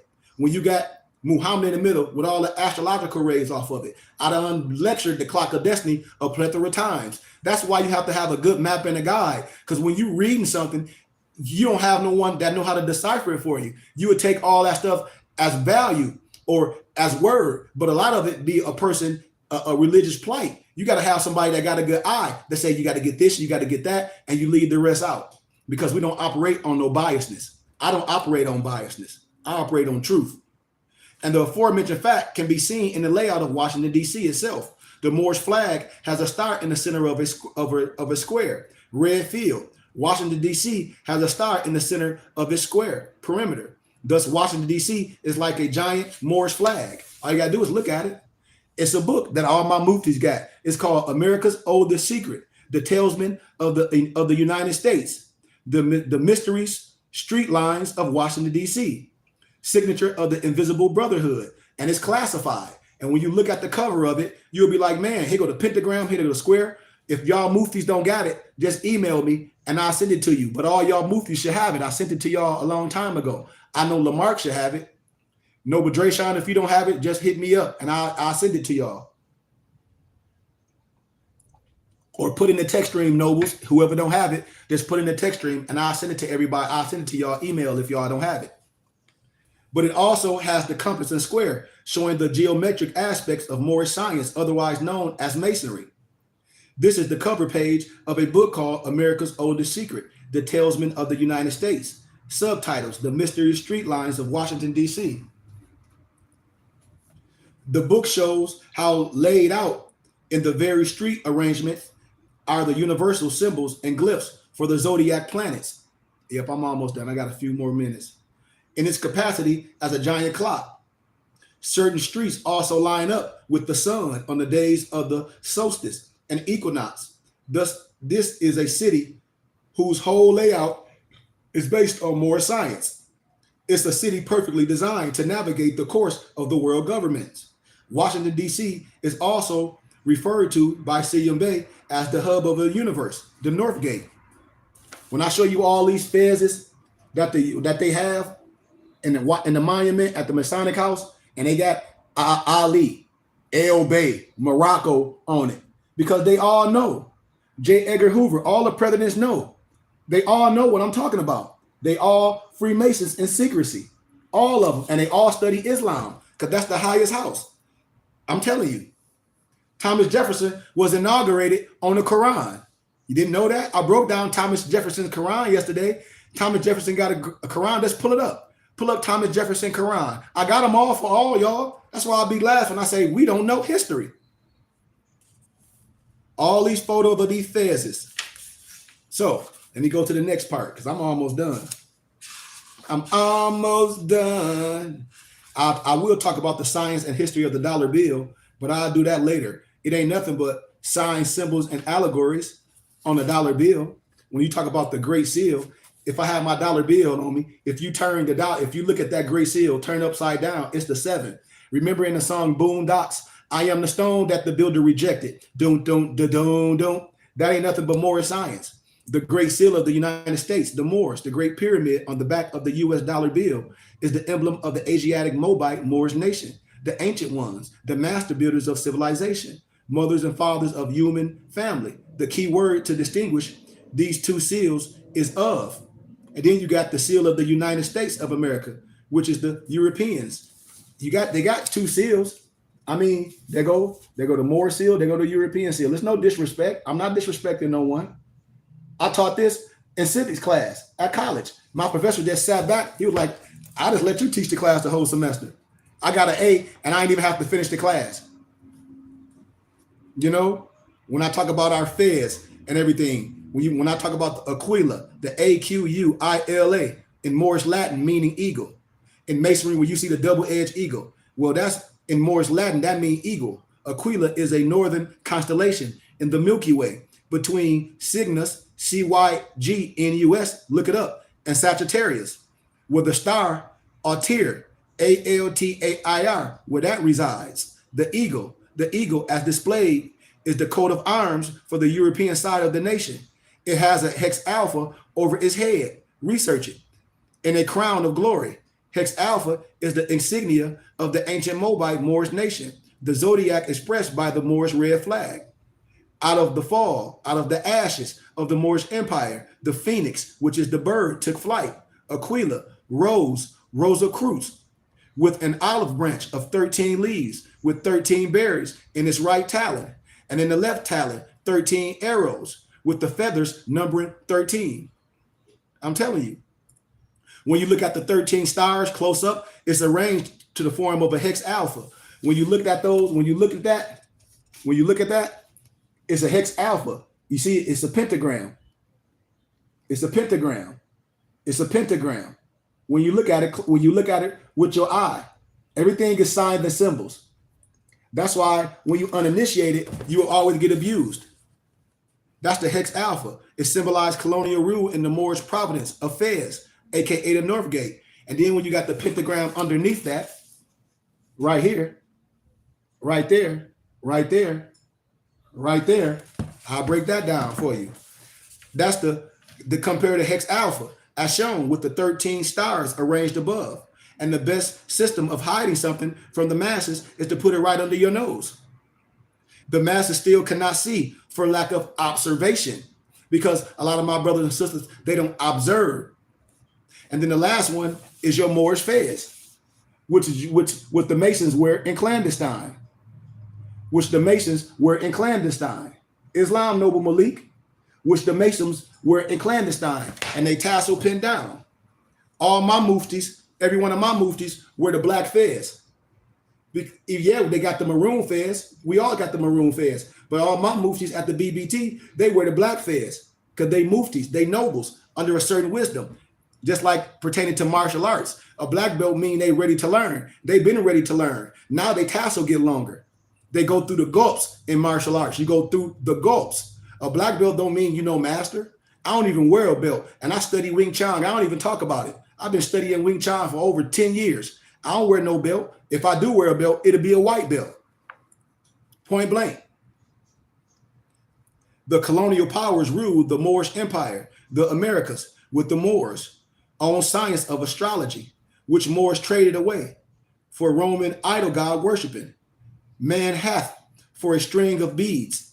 I told you, you would trade in the Bible, and I tell you, don't, and in our Moorish Quran, it says, don't trade your science for a morsel. Don't get rid of your last name for a morsel when these Moors or in these Islam Muslim talk about your last name is a slave name. Don't get rid of your last name for a morsel, because the powers that be will let you get rid of your last name. But then it's going to be hard to get it back. They literally trade places. Now Rome rules the Western Hemisphere, and all power wielding politicians, industrialists, religious leaders, judges cherish the Moorish fez. They know it because they wear it in clandestine. That's why all these churches, they have got the faith-based initiative. Research the faith-based initiative. Most Negro Black Baptist churches got that to teach you false doctrine, to teach government mandate religion, to tell you that when you die, you're going to go to heaven or it's some curse of Ham. All trash. The Bible ain't never said that they curse your skin black. Never. But no disrespect. In the Bible, it says the Creator curse your black skin white, and no disrespect with leprosy. And not only you, all your generations, when it said, put your hand in my bosom, and it came out white as snow. Then you put it back in, it came back out to the color that it is. I ain't saying everybody was misnomer black, but you can clearly say that it wasn't a pale skin, and it ain't no disrespect, because God didn't curse you with no black skin. I'm telling you, our son kiss. I'm not here to disrespect nobody. If they teach you in school that your black skin is a curse, I'm telling you it's a lie. The Bible don't say that, because we're not analytical, and we don't know how to challenge no one from love. And with the Bible, we don't know how to bust people's head with the scriptures. We get mad, all this. I don't get mad. I use the weapons of mass destruction. What? Your teachings. The Moorish fez having a fez of their own. They Masons. I told y'all, most of these preachers, Masons, I'll show you Brother Thurman. It's a brother from Flint, Michigan. He was a minister at the church on ML King across the street from DNH. When my auntie died, Shonda, he was there. I know the Negro a Freemason. He tried to come to me and talk secretly. Can I talk to you privately, brother? No, Negro, talk to me in front of everybody. You can't talk to me private. They always try to do that. Hey, brother, can I talk to you in private? No, brother. No, you can't. You can't talk to me private if you ain't willing to have a conversation with everybody, because I ain't your friend when you want to talk privately. Let's talk to everybody. Let's put it out there. Let's have everybody right here and let them hear what you know that I know you know. And I know when you get to the highest house, you study Islam with your lying ass, excuse my candor, and keeping the secret. The pyramid, the Great Seal, and the fez are the most important symbols in Masonry. Master Mason equals mother sons. And these black Masons will say that they a widow son. How are you a widow son and Allah is the father? It's trash. The number 13 in Masonry is both 1 plus 3 equals 4, equals 4 corners. Just like you got the 4 breathing holes on your fez. You can't see it that close, but if I have my maroon fez, you will see it got 4 breathing holes. And Masons, their fez have pentagrams on it. Ask them. And a tassel pinned down. My brother Malik know the corners of the pyramid, but also the 13 cycles of Luna, the moon, and the 4 most important, the 13 cycles of the woman herself, which they say is a widow. It's in my book. It's in my book, The Divine Creed of Moorish Islam. I mean, Sufism and the Triple Rose. I break it down. I gathered and compiled manuscripts, small manuscripts, a couple pages with all the science. My professor said, you anointed and consecrated Sheikh Goodman Bey, because you can take a book that might be 400 pages and compilate it to only 10 or 15 pages to make it easy for your brothers and sisters can read. Yeah, that's a skill. Let's see. Do I want to talk about anything else? Let's see. Do I want to talk about anything else? Let's see.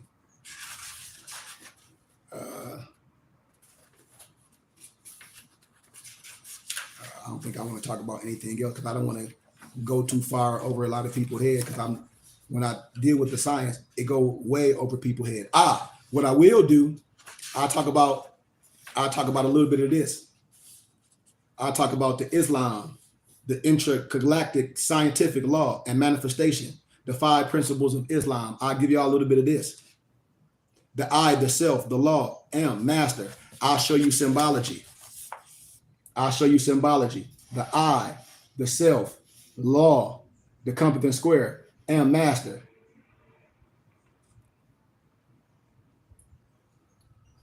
Because those are the names that were given to us by our forefathers. Those are names of freedom. That is our nobility. I'll show you that in another teaching as well, Noble. I'll give you like this. Elohim, El Shaddai. And I'll stop right there. And then you'll start getting the idea of certain things. I'll show you all that, because that'll be a whole nother teaching. And these are the 5 universal symbols of Islam, the 12 signs of the zodiac, the signs of the Moorish nation, or the order of Islam. So when you see the crescent and the star, the eye of Islam, when you see the crescent of the star or the eye of Islam, the banner of the crescent and star, or the flag with the moon and the 5-pointed star in the center, is the insignia of the Asiatic or the Moorish nation, not no Al-Islam Muslims. They just adopted it. And when you see it on their stuff, it's turned the other way. All you got to do is look with the eye and be observant. See, they ain't going to tell you this. I'm telling you, Farrakhan is a 32 and 33 degree Mason. If any of these Masons get on here and lie, I'll pull out everything. And then I start dropping names. But I ain't here to do that. They're going to have to come out and show you. And when they come around me, they light be put out, meaning they have to identify themselves to me, because they all know who I am. And then when you deal with a lot of Negroes that's from Flint that call themselves Moors, they be in the soul of a lower state. They be intimidated by me.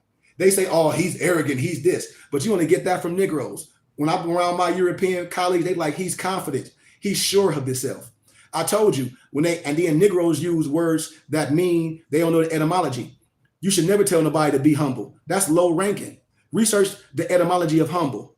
Research the etymology of nice. I tell people off top, I'm not humble and I'm not nice. I give gratitude and I'm respectable. I'm not humble or I'm not nice, because I understand the etymology of words, and Europeans understand the etymology of words. That's why no one can get me caught up in linguistic apartheid, because I know the etymology or etymon of words. I'm not going to bring those energies on you, because words have spells. And a lot of people don't understand that they be casting a spell on their own self, because they don't understand the words that are coming out of their mouth. You see what I'm saying? When reading or writing in any language, there are only 2 principal directions in which one may go: lateral, cross wire, or across, and or vertical, which is up and down. All other movements in other directions are just varying degrees of the 2. When reading the meaning of the crescent and star, no matter from which direction you read, the moon is always first, and is read in the following manner: from left to right. When you read a lot of Jewish manuals, like the Tanakh, it goes from left to right, moon to star, from right to left, and moon to star, from top down, moon to star, from bottom up, moon to star.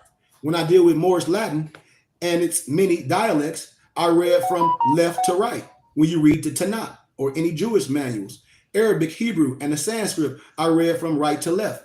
Japanese and Chinese, I read from top down. Thus, the moon, the great female principle, can be shown to be the generator of all the apparent phenomena known to man in any language. See, that's why I tell nobles when I say you better be a linguistic when you're dealing with me, but the average Negro, they not. They not. They all emotional. They all emotional, and I don't deal with emotions. I don't base nothing on emotion. When I was a child, I act like a child. What's that? 1 Thessalonians 5:21. That's prove all things. But when I was a child, I act like a child. I thought like a child. The three meanings of the moon and star. I'll give you three meanings of the moon and star. The moon and sun. As the moon and the sun, the crescent and the star represents both the negative and the magnetic forces. The feminine and the positive electric force is the masculine. Islam, Malik, woman and sun. As woman and sun, the crescent and star symbolize the great universal woman, the universal womb or matter in the most elementary state, which generates or produces all forms, visible or invisible. And these forms are the sun principle to balance your woman. Widow and son of masonry. I am a widow's son in need, indeed, say the mason. Simply because when a woman gives birth to a male, he is her son. So all males are sons. And since all males are sons, woman can have no husband. She is therefore a widow truly, in masonry. In masonry. And the moon or the crescent represents the woman, the widow, or the feminine principle. In mythology, the moon was personified by the Greeks as the goddess Luna, Moorish Latin for moon. The ancients associated fertility, growth, and decay with the lunation phases. The moon factor is the mediator between the past and the present, accumulating the whole story of man's personal evolution within the fluids of your hippocampus and your body. The moon established an essential rhythm in the body, an instinctive mind. As an ebb and flow of sensation and emotional experience, the moon is connected with the deepest association of one's relatives and ancestors, especially your mother. Powerful mother-child relationships began in the womb. Hence, the moon indicates the mother's complex. The star of the sun represents the male, the sun principle. In mythology, the sun was personified as the all-pervading creative power in nature, or the masculine principle. Oh, yeah.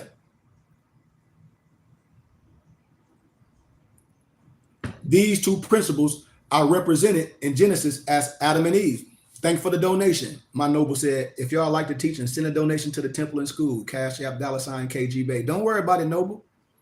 You don't got to worry about it. My Mufti's writing everybody name down. I'm blocking everybody that pop on here and be lottering. And then in your neighborhood, they'll put a sign up and say no lottering, and Negroes won't show up. And when I say it's no lottering here, I'm in my place of business. If you're not here to do business, I got to block you. Point blank. Point blank. These twin souls are the absolute expression of masculine and feminine rays, of which absolute atomic self is composed. The masculine ray contains a portion of self forces, and the feminine ray must likewise contain a portion of the positive qualities. This is the principle of gender. The souls therefore contain a portion of each other. When you talk about the masculine and the feminine, when everybody think the Baphomet is something scary, and I tell y'all, the Baphomet is written Kabbalistically. Tip, Hobes, Abs, Abba. All you got to do is do a Google search and say, is the Baphomet written Kabbalistically? And then you're going to be like, man, he's teaching us something. That's why I said, I'm almost done with doing this. I'm almost done doing this because I'm going to the colleges and I'm going where people want me to teach. I come on here and do this for free because I love it. You know, because I love it. But the masculine rays contain a portion of self forces, and the feminine rays must likewise contain a portion of the positive qualities. The principle of gender, when I talk about the 7 Kemetic principles, Research the 7 Kemetic principles. It's in one of my books. I don't wrote manuals, small manuals, for you can get everything that I'm saying. If all a person got to do is purchase all my books, and I took stuff that's 500 pages and I made them 10, 12, 20 pages. Just like the Exument of the Nation. I know nobles, no disrespect to no one. I know nobles that got the Exument of the Nation, but it's over 600 pages. And I say, I know you ain't read it. No disrespect to no one. I've read it. All my manuals, I gathered and compiled it and put the information for you in small manuals for you can get it. So when you jump in your Exument of the Nation, no matter what chapter you're reading, you'll be like, oh, she gathered and compiled this stuff for an easy read. And then when you go back in your Exument of the Nation, you'll be like, she did this for us. Because all I did is gather and compile and divinely prepared. I ain't came up with nothing new. The prophet didn't come up with nothing new. It was already here. That's why I be telling people. It's like, I don't care what y'all say. I know what I'm doing. And the ancients seem to link all souls coming into the first human incarnation, taken to the signs of Cancer. The sign has been recognized through the ages as the doorway into life of those who must know death. Its opposite, Capricorn, which I am, esoterically is known as the doorway into life of those who know not death. Cancer is the symbol of the womb or the universal mother. I'll break down the clock of destiny. Some of my nobles, y'all have the clock of destiny. That's why I be telling people, a person to get clock of destiny and don't have a good map and a good guide and go straight to jail. Because they'll say, clearly, you didn't have a map and a guide when you was going through that. You taking it all for face value because we don't want to have a map and a guide. And that's Negro's point. That's their problem. They think a book can get them there. But I don't give a damn how many books you got if you don't know how to apply the wisdom, if you don't know how to use your compass and your square that was on your pencil in elementary. On some ancient Kemetic tables, the moon and the sun principles are astrologically written and esoterically interpreted. The sun is symbolized as a flaming splendor, a center of light radiating in all directions. It is the symbol of the created life, the spiritual and the material of all goodness, human divine of all creatures, from starry systems to man, light to life. The planets are offsprings of light and life. Mankind is the offspring of light and life. In the symbol, we read the source of the human ego. So I don't want to stay too far in it. Another tablet depicts the symbol of Cancer, the moon. And here, Cancer is typified by a woman's face, unconscious in a trance, surrounded by clouds. And this dreaming woman represents reflection. Her thoughts shape the coming of man. She is sleeping and knows not her powers. She must awaken and recognize herself. In this great lesson, the woman ever remembered thy creative power as the mother of humanity of the future. The sun is thy mansion, exerts its highest power. So I can give you all astrological signs. The degree of Cancer, which is water, merged into what? Leo. The strong throne of what? The sun is typical of what? Fructification. And during the heated term, this renders Virgo, the sign which Leo merges or goes into, fruitful for harvest in due time.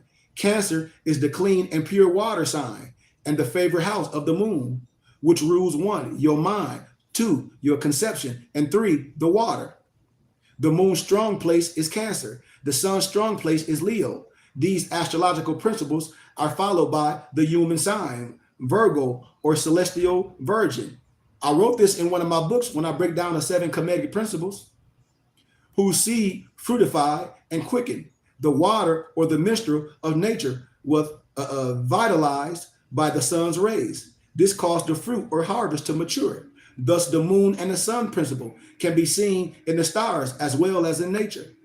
But in Freemasonry, the brethren of that order are called sons of a widow, who are in need indeed.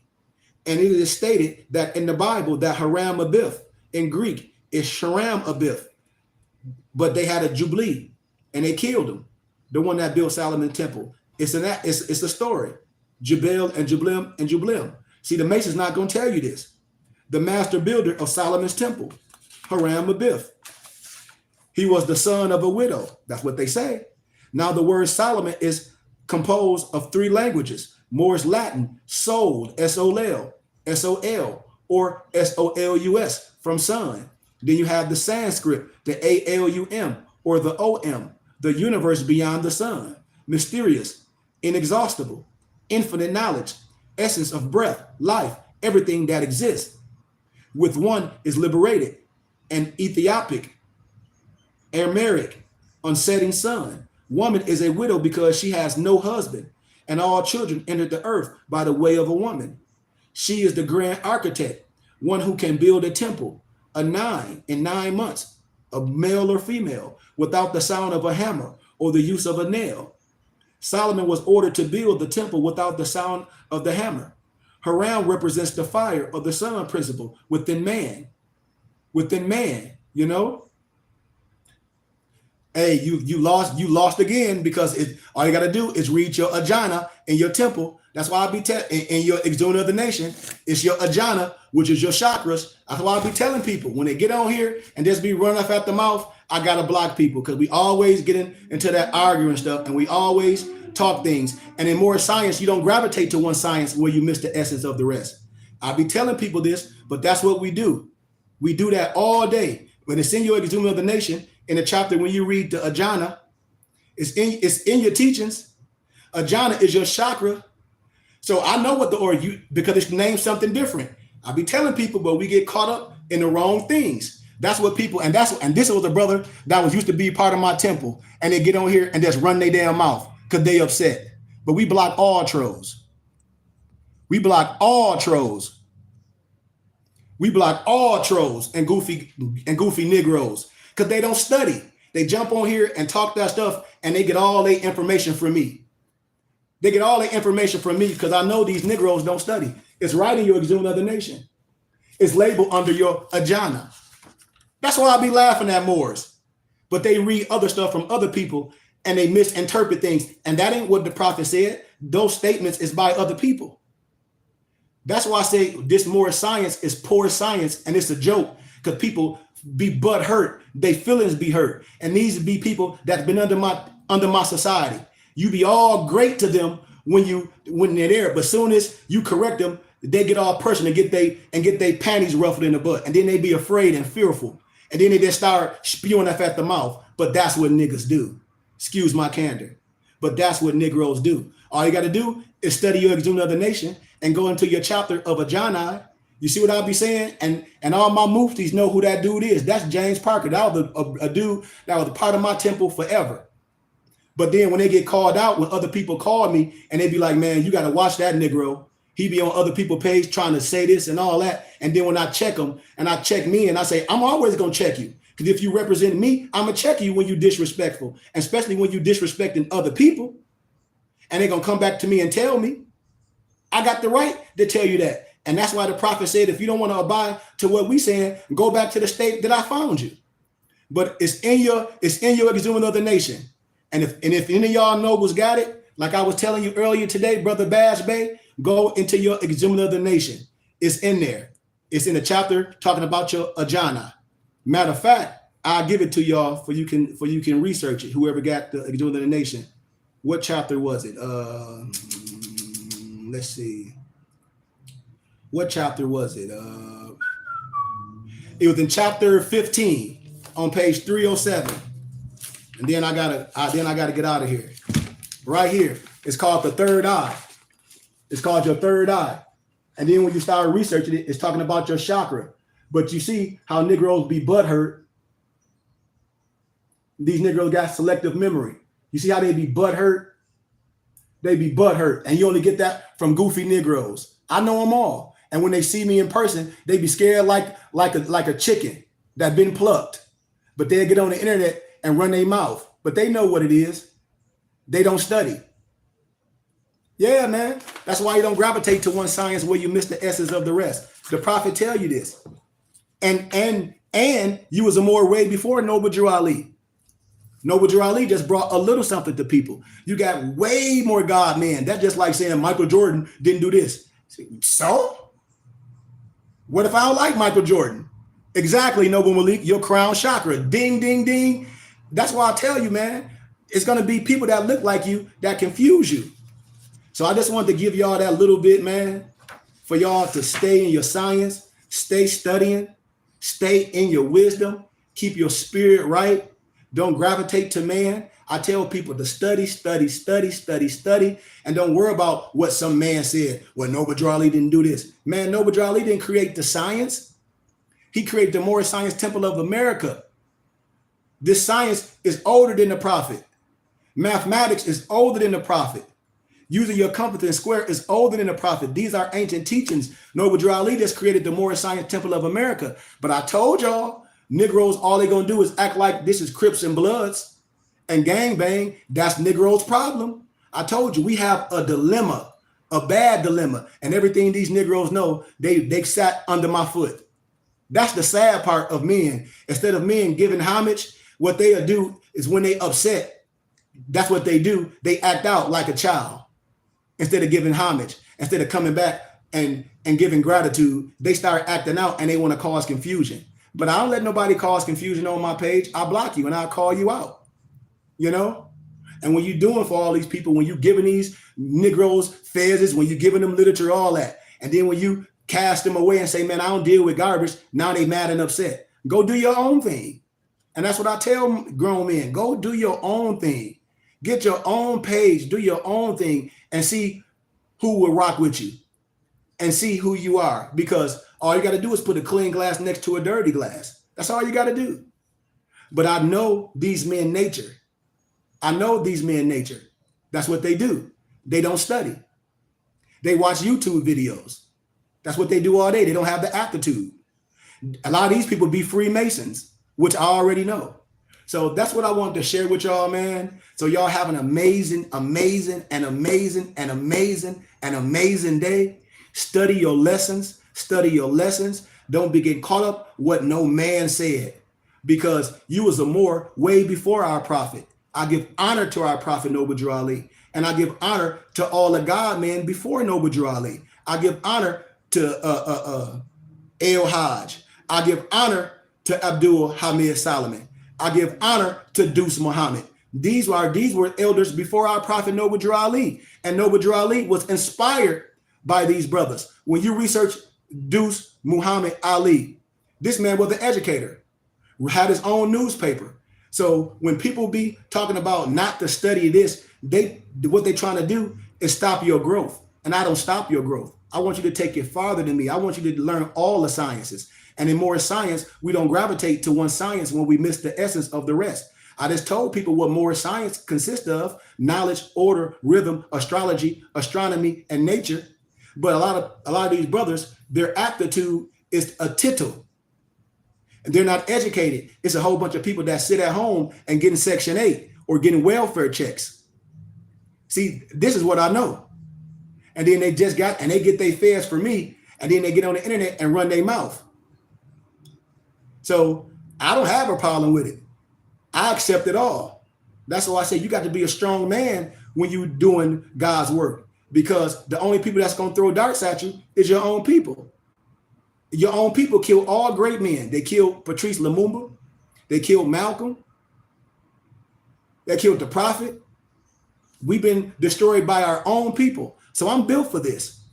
You know what I mean? But I'm going to call it out as a man. I know a sucker when I see him. I'll let anybody come learn. Just like when I first started this on the internet, I had so many brothers into the science. But as they get a little tittle of this, a lot of them Negroes went to prison because they thought they were sovereign citizens, because they thought they can fill some paperwork out. A lot of them lost all their houses. Empresses lost their houses. Empresses lost their jobs because they didn't want to listen. They would listen to other people on the internet and thought this Moorish science is to overthrow the government. They thought they were some stupid ass sovereign citizens. They drive without license. They talk about they want to expatriate from this de facto government. And I'm telling them, when you do that, who are you affiliated with? You are stateless.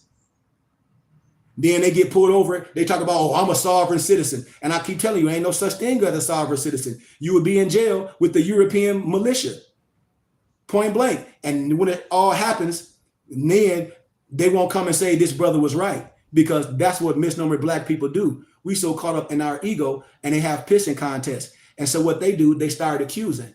But I'm built for this, man, and I love it. So I love everybody. And if y'all here to learn, I give y'all honor. But study, study, study, study, study. And never let nobody tell you what to study. Don't ever do that. Because if I say If I gave you an analogy, I say, well, no, Noble Drew Ali only studied mathematics, and I bring multiplication to you, then what? You're gonna say, hey, Noble Drew Ali said only study mathematics. 1 + 1 is 2. And then I bring you another tool where Noble Drew Ali said don't study multiplication. That's an idiot. Those are tools in your toolbox. I told you these brothers don't read the Moorish Quran. They have a low aptitude. It's in your Moorish Quran. These are the tools to build up your character. The plumbing is for this, the this for that. These are tools. You add value. You don't gravitate to one science where you miss the essence of the rest. These brothers, I just told y'all about linguistics. These brothers don't understand language. They elementary dropouts. They dropped out in the 3rd grade or the 4th grade, and a lot of them are really mentally retarded. I don't mean no disrespect. Affairs don't make you wise. It can be a dunce hat to an idiot that don't listen or that's under feelings. It can be a dunce hat. That's why I tell y'all I would never stop no one's growth. I always add value to you and say, hey man, once you learn how to add 1 + 1, then I'm gonna take you to multiplication. Hell, then I'm gonna take you how to have mathematical equations. Then I'm gonna show you how to use your compass and square. If you want to learn language, I'm gonna teach you language. Now you done learn a local law. Now I can teach you state law. Now I can teach you federal law. Now I can teach you other sciences. Now you want to learn about habeas corpus. You want to learn about other degrees of science. You want to learn about quid pro quo. You want to learn about doc numbers and Free Information Act. You see how crazy it is when somebody try to blind your light and tell you not to study more because they know that you know that I know that you know way more than them. And our brothers be butthurt. And when they butthurt, they turn to disrespect. And that's what Negroes do. We can't give homage to our brothers and sisters. We try to assassinate their character. And that's why I say I don't deal with Negroes. I don't care what Moore got affairs on. They just butthurt. And they sit on their butt all day and jump on people internets. So I love y'all, man. Once again, take your time out to study. And when you think you know something, study some more. Research, research, research, research, research, and study, and be a part of a group of brothers when you can ask questions. When you can be like, man, okay, well, I studied this, and what about this? Oh, I studied this, I studied this. Oh, I was in elementary, now I'm in high school. Now I'm in college. Now I'm in graduate studies. Now I'm getting my doctorate in what? In your studies. You elevate. You don't stay in one house, and you don't gravitate to one science where you miss the essence of the rest. All I can do is teach you and be a map and a guide. Everything else you must accept. So I love y'all once again. I give honor to each and every one of y'all. Thank everyone for giving a donation to our temple and school. If you didn't have it today, I wish you have it on your heart to give a donation. Once again, I give my email out. So if you give donations, I give you literature to your email and we can correspond, and I can invite you to class privately with us on Saturday and Sunday. My email is Goodman, Goodman, Goodman, Goodman, Khary @gmail.com. GoodmanKhary@gmail.com. My office number is 602-473-8767. Once again, 602-473-8767. I challenge y'all to get all the books that go with the Moorish Quran, like your Silent Brotherhood of the East, the SO workbook, the Catechism to Understanding the Quran. You know, it's so many more books. The Discover Key questionnaires. I challenge all y'all to get all those books so you can have a clear understanding where nobody can shut your light out, because it's books that go with the Quran. And I challenge everybody to, you need the Silent Brotherhood of the East that go with the Quran. That shows you how the prophet Jesus, Yahshua, went through the adapt chamber and studied the wisdom. The adapt chamber is your wisdom. But like we talked about earlier, Moorish, that's not Moorish, well, that's my noble. But what's the other noble that I was talking to, because he's on here? I think that's Brother Bash. Bros, I was talking to you earlier. A lot of these brothers just be buying stuff and they don't have the aptitude to read. They just want to be showing, oh, I got that book. I got that book. But Negro, I know you ain't read it. I'm not talking to you. I'm talking to the average people. Man, you got to have aptitude to read and understand and ask questions because the examination is over 600 pages. I know Negroes that have the examination damn near all their life and they can't even tell you what's in here. I don't even need none of this. I can burn it all up because it's all in my head. And then I have all the manuscripts to go with everything as a map and a guide. So once again, man, I'm telling y'all, never, ever, ever, ever, ever let no one turn your light out and tell you what not to study. I tell you to study everything. I tell you to study everything. And a lot of these people have been a part of my group, but I pushed them away.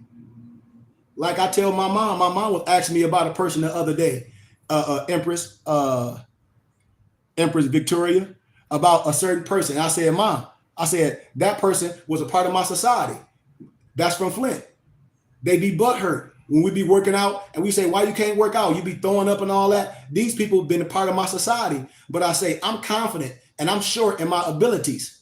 I'm a map and a guide. I don't have to be humble and I'm never going to be nice because I know what those words mean. My mother just jumped on my Facebook page. So when my mother be asking me this and I'll be like, Mama, I don't hate on nobody. And my mom will tell you, I say, Mom, they was part of my society. They know who I am. And then you see them on the internet, they be mad, cussing their family out. They be switching this because they be getting the information wrong. And they be thinking they some sovereign citizens. And it's just what it is. But a lot of those people, they was part of me. They got their feathers from me. You know? Or they'll say he this and he that. No, I'm sure. And I ain't taking no stuff from no man. It's the way that I operate. I hold myself to a high standard. So if you're around me, I hold you to a high standard. And if you don't want to be in a high standard, I'll read this last piece that I said and I'll be out and I'm out of here. I'll read this last little bit to you and I'm up out of here. Because I'm not here to make friends with no men. That ain't even my mission to make friends with no grown men. I can care less. So let me get to it real fast. I'll give y'all the divine warning, and I'm out of here once again by our prophet, Noble Drew Ali, and I'm out. I hereby inform all members that they must end all radical agitating speeches while at work, in their homes, or on the streets. We are for peace and not destruction. Stop flashing your card at Europeans. It causes confusion. Remember, your card is for your salvation. We are for love, truth, peace, freedom, and justice. And when these principles are violated, justice must then take its course. Any member or group of members who hold malicious feelings toward the temple or the prophet or violate the divine covenant of the Moorish movement will receive their reward from Allah for their unjust deeds. All true Moors will and must obey the law as laid down to them by their prophet. If they lose confidence in their prophet, they must turn in their card, button, cease wearing their turban, fez, and return to the state where I, the prophet, found you. This is a holy and divine movement founded by the prophet Noble Drew Ali. And if the prophet is not right, the temple is not right. The prophet, therefore, is sending out the divine pleas to all Moorish Americans that they do their part in protecting their prophet and their temple. This is an everlasting movement founded by the prophet through the will of Allah to redeem people from their sinful ways. See, a lot of people just don't know words have synonyms. So when they say stuff, or Noble Drew Ali didn't do this, you should laugh at them and be like, Negro, be quiet. You don't know what you're talking about. You don't know the ajani is your chakra. You don't know because you don't know language. You're not astute. We so caught up in our lower self. And writing your exhumed of the nation on page 307, when the troll jumped on my page that I told you he was a part of my society, what do it say on page 307? I challenge y'all to read it. I challenge you to read it because that's your chakra, AKA your third eye. So when they talk about what the prophet didn't teach, man, these people nuts.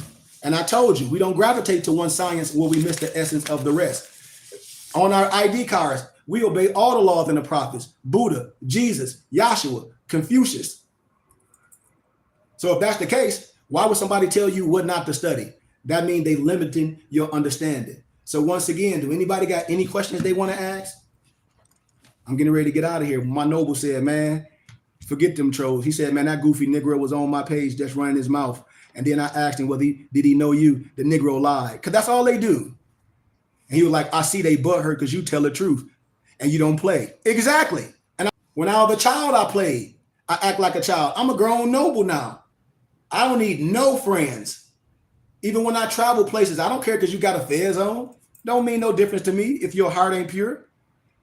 So do anybody got any questions before I go? I want to answer a couple questions for a couple people before I can get out of here. If y'all need any books or anything you need, y'all know me connect. Y'all know me personally. I will give you everything. You give a donation, I'll give it to you just like someone gave hundreds of dollars to me. I'll give it to you the same way because that's who I am. And with my flesh gone, I want to be able to replenish the world. I want your library to be extensive. I want some people to be able to take the torch when my flesh gone because I'm an elder. I'm getting ready to be 48 in January. I'm not here to argue with no one. I'm getting ready to do greater things. And you can do even greater things. And you can do things even greater than me if you use these tools and apply it and learn and get out of somebody telling you what to do. Because we give honor to Noble Drew Ali. Just like I give honor to Marcus Garvey. And that's when I stop. And that's where it's over with me. Once I give you honor, because I'm in the flesh. Just like in your Moorish Quran, Marcus Garvey was John the Baptist, the forerunner. He was coming to prepare the tables because someone was coming after that to show you and lead the way. And so our brothers and sisters just can't accept our brother in the flesh. Noble Drew Ali is gone. And you can't resurrect the prophet. Now we have God, man. We have angels, which our 101 says. We have prophets and angels like myself and others. So once again, man, I give y'all gratitude. I give y'all love. But we got to get out of that self-hate. We got to start loving our brother as we love ourselves. We got to start paying homage to each other because nobody's going to love us if we don't love ourselves. Nobody's going to respect us if we're not giving our brothers respect. And if you're not rocking with somebody no more, you got to give homage and say, man, that brother taught me. I was just in my lower self during that time. And that's the problem with a lot of Negroes. They can't accept or even admit when they in their lower self. They can't admit when they in their lower selves. Yes, go ahead. I'll read your question. I'll answer your question. No problem. Because I'm getting ready to get out of here, man. I'm about to smash. And I got to send some emails out. I got to send some books out. I'll wait for a couple minutes. And if anybody got something to ask, this is your time to ask. This is your time to ask. So I'll wait for a second. Empress had a question. I don't mind answering nothing. Is the L and Beit associated to the L? And I think that Bel in the Bible, well, yes and no. Like when I say Elohim, and yes. When you start synchronizing the teachings, absolutely. It's a synchronicity. And that's why I tell a person, that's just like a person say, well, Noble Drew Ali didn't study linguistics. You got to be crazy because they only can do what they did in their time. We in the flesh, we can add value to. That's why I tell everybody, you want to add value to. People only can do what they did in their time period. Then you add on to that. You don't diminish nothing, you add value to. So yes, Empress, and I can give you some more specifics in that because I have the documents to teach that to be more specific. But yes, absolutely. And all the Freemasons know this. All the Black Masons know this. Even the Eastern Stars know this. Because a lot of that stuff is on their fez. And then when you go in a Masonic house, all the books that I'll be talking about is on a Masonic table. The Torah, all those books is on the table. So they know this, but they're not going to share it with a lot of people. But yes, you're right. You absolutely. You can trace everything back to the biblical scriptures. The Moorish Quran is conscribed of the Bible, the Rosicrucian manual. You know? Oh, you said, why do they make it demonic? Because that's what they do. All animal figures are nothing but pious hieroglyphs. Just like I told y'all, all you got to do is research the Baphomet and research Kabbalistically spelling the Baphomet, and then it'll blow your mind. And then you answer your own question. It's a European, and he called himself the Gnostic warrior. You know, he hit me up one day, man. He was like, "Well, can I be part of your society?" I said, "Brother, absolutely. Peace, Noble Brian. All you got to do is research the Baphomet Kabbalistically, and research the Gnostic warrior and pull up the Baphomet Kabbalistically. You know, and you will see that, and you will see what I'm saying. Because all animal figures or all scary monstrous figures are nothing but pious hieroglyphs. Just like when they talk about Lucifer is the morning star, that's the Messiah. Jesus, Yahshua is the morning star. Your hippocampus is all that. So when you look up the Baphomet Kabbalistically, you'll get all that. I lectured it, and I'll probably lecture it another time. That's the Gnostic scriptures. So send me a text and I'll lecture that again. Matter of fact, they try to delete them and their powers out of the Bible over the years. That's what they do. That's what they do. I'll share this with you real fast.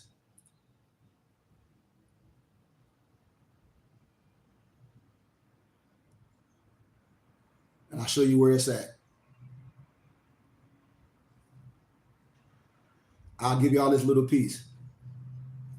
The Baphomet, learn the true meaning of the mysterious symbol. Google that. The Baphomet, learn the true meaning of the mysterious symbol. I'm giving you Gnostic teachings. I share everything with everybody. I share everything. I don't have nothing to hide. This is on Eliseus Levi, book called Transcending Your Magic. Matter of fact, hold on, I'll show you something.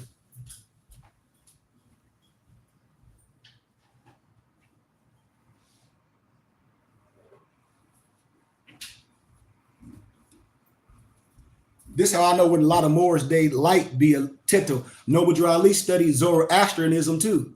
Research what Zoroastrianism is. But a lot of our brothers, they just not into the science because they all Noble Drew Ali, they so gun-ho on Noble Drew Ali. And I say, that's fine. But if Noble Drew Ali was in the flesh, he'll be quiet when I'm talking because I done took it farther. This right here, the book called Eliseus Levi. This is not no devil. I showed you on the C. Freeman L chart, when I showed you the middle, when you see the snake in the medical field in its chalice right there, and you see one hand up and one hand down called Cold Volta. When I tell you, they always try to do that to us, to throw us off the breadcrumbs. So I'll show you in color. I'll show you in color.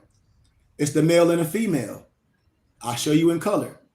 But all scientists know this.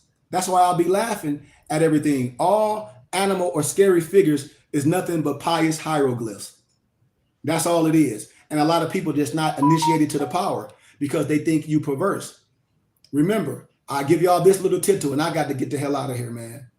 I got to get the hell out of here. But I'll give you this since you asked. I don't want to leave people like Hansel and Gretel and drop the breadcrumbs. So I will give you a little bit.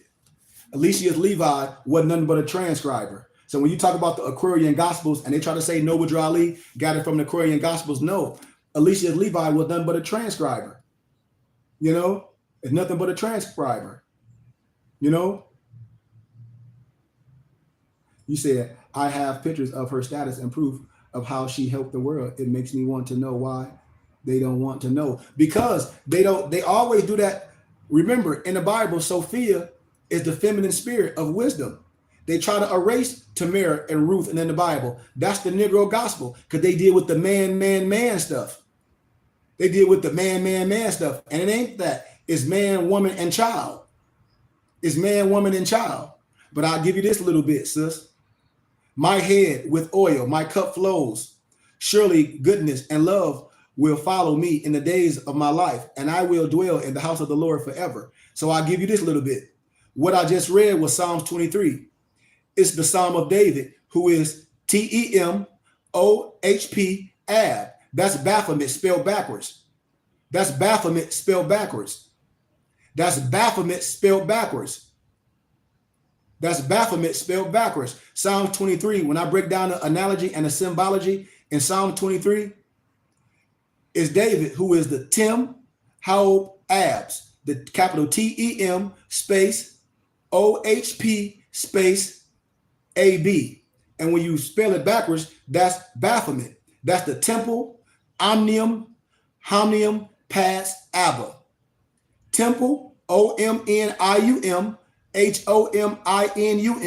PADS, ABBA. That's Latin for father of the temple. That's Latin. Temp, Hob, Ab, spelled backwards, is Baphomet, whose meaning you find in Baal, Lord, or Hadad, which means son of God, or son or David. Budad, or Bondad, the son of Dad, father of the Edomites. Hadad, David, Daoud, or Dood, means the beloved. As a mystical character, the beloved one, the Lord's anointed. And through the construction of a brazen head that was cleverly disguised celestial spear that mirrored the heavens, a series of magicians had used Temp, How, Abs to receive the answers. So I don't want to go too far in it. It's just alchemist stuff. This is Gnosis. This is history of the prophetic devices. It's in the teachings. That's why I tell people the modern image you see of Baphomet was made infamous by Eliseus Levi, by this European, by Eliseus Levi. In the 19th century, Levi had started back then. The terrible Baphomet is in fact, like all monstrous enigmas of ancient science, nothing more than an innocent and even pious hieroglyph. The word hieroglyph comes from the Greek adjective hieroglyphios, a compound of Hieros, which means sacred, and Glypho means I carve or I engrave when you research glyph. In turn, a loan translation of Egyptians in the Metanetter, the MDW.W dash NT with a underscore under the T R, which is the Metanetter, which is God's words. Therefore, the Baphomet is not evil, but a tool for a magician to connect to the Lord. So I don't want to stay too far in that. You know what I mean? I just wanted, since you asked, I try to give people stuff to add to wisdom, to research. Even I'll give you another one when they talk about, I'll give you this last one. Watch this.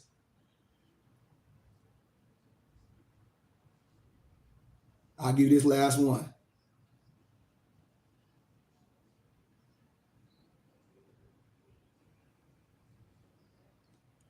I'll give this last one. So I'll give you this about let's see, do I got it in my, yep, I got it. I'm just pulling up my files. I've been on here for 2 hours. I gotta hurry up and get off. But I can't leave you like that. I got to give you this real fast. And everybody that's here. Okay. So when the Christians being a church talk about Lucifer and all this is some scary, okay, you got to know that Venus is not the only morning star in our galaxy. Not many people are aware of the fact that the planet Jupiter, Latin Lupitor, is also called the morning star.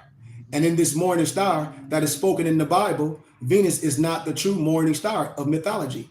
And when the Bible says that there fell a great star from heaven, they are simply referring to Jupiter, who is also known as Jove, the supreme ruler god of high, to whom the ancient Greeks called Pantheon, blazing. So Jupiter is the largest planet in the solar system. It's called the son of the sun, as being known since the most ancient times of astrologers. It is on the average the third brightest object in the night sky after the moon and Venus, and the fifth planet from the sun, and the largest planet in the solar system, is visible to the naked eye in the night sky and can occasionally be seen in the daytime when the sun is low.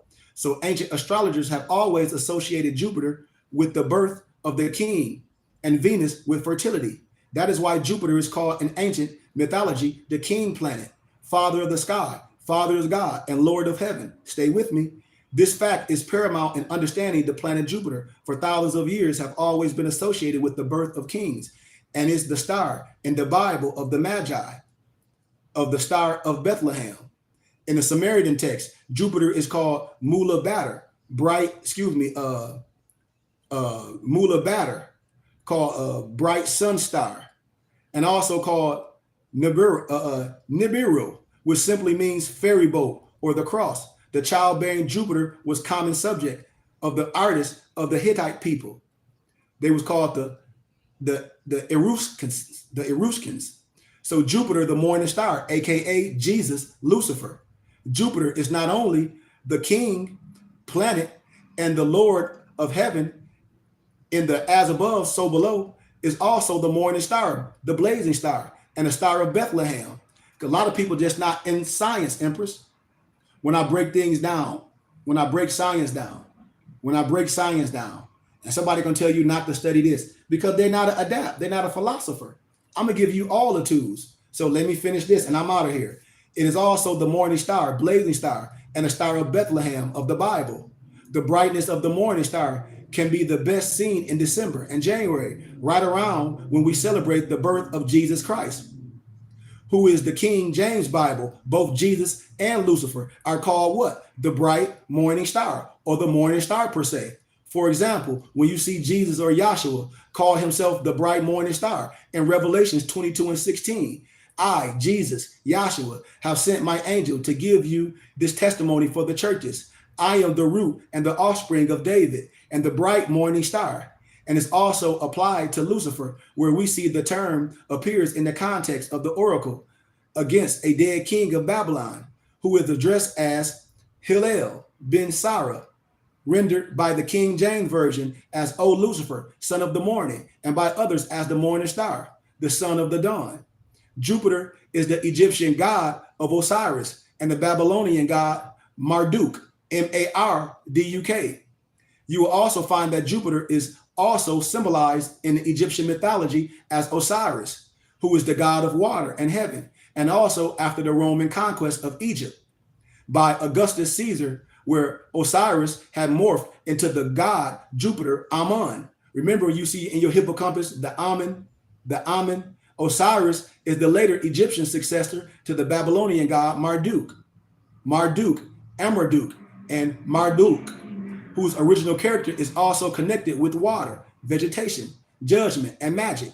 As I said earlier, what is Nibiru or Nibiru?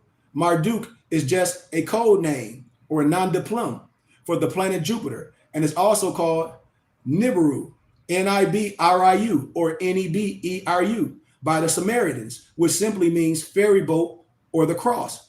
In Babylonian Assyrian, the stars of Babylon is detailed in inscriptions as the star of Marduk or Jupiter. You see, as the planet Jupiter does every year, what does it do? It crosses the winter solstice in a ferry boat like manner in which the god of Osiris and Marduk had died, only to be resurrected, representing continually and stability. The Greeks had named their greatest of all gods, Zeus, which also represents the as above of the planet Jupiter, the son of Zeus, aka Jupiter. Prometheus is the so below, the savior's son. In Greek mythology, Prometheus, ancient Greek, the forefather, is the Titan chiefly honored for stealing fire, aka knowledge, from the god in the stalk of a fennel planet and giving it mortals to use it. Also, it was from the giant fennel, or the Fernal Communis, the Bacchanalian wands of the god Dionysus, and his followers were said to have it. So I just wanted to give a little introduction of that. I can go deeper with it, but it's so much to do. It'll take so long for me to do this, you know. It's so much. That's why I tell people, don't let nobody cut your light out and tell you not to study. Don't let nobody tell you to do this, because all European Masons know what I'm talking about. Just like when I deal with Albert Pike and Manly P. Hall, all those other Masons and all that stuff. You got to understand that the Grand Commander of the Scottish Rite, Lucifer, the son of the morning star, it is he who bears the light, and with his splendor, intolerable blinds feeble, sensual, or selfish souls. You know what I mean? When I talk about Manly P. Hall, these are old European thinkers. Many people mistakenly think, I'll give you this, that Lucifer is Satan and vice versa. But the facts are that it's simply not true.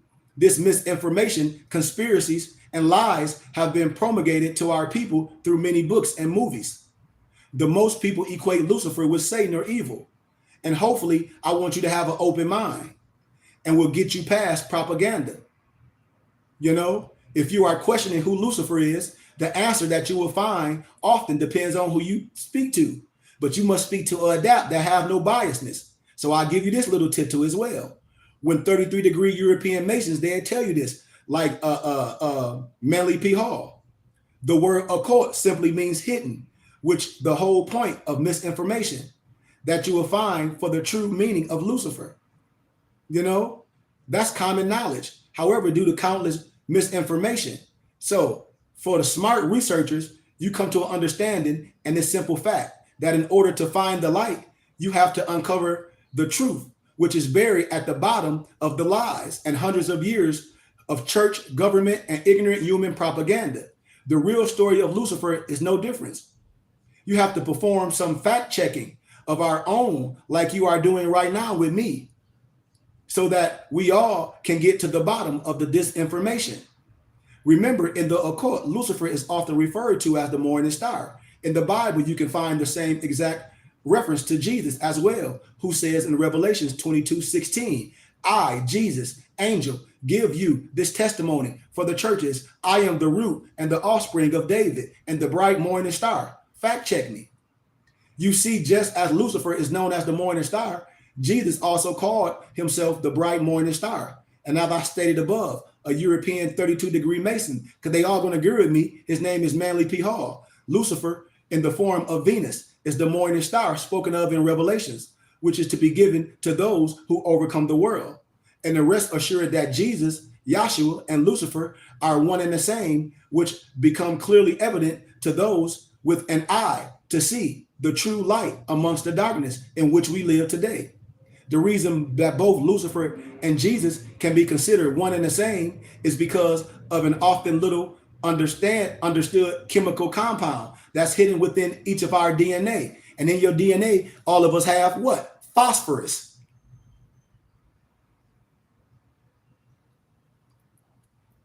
All of y'all, we all have phosphorus. I'm giving you Gnostic wisdom.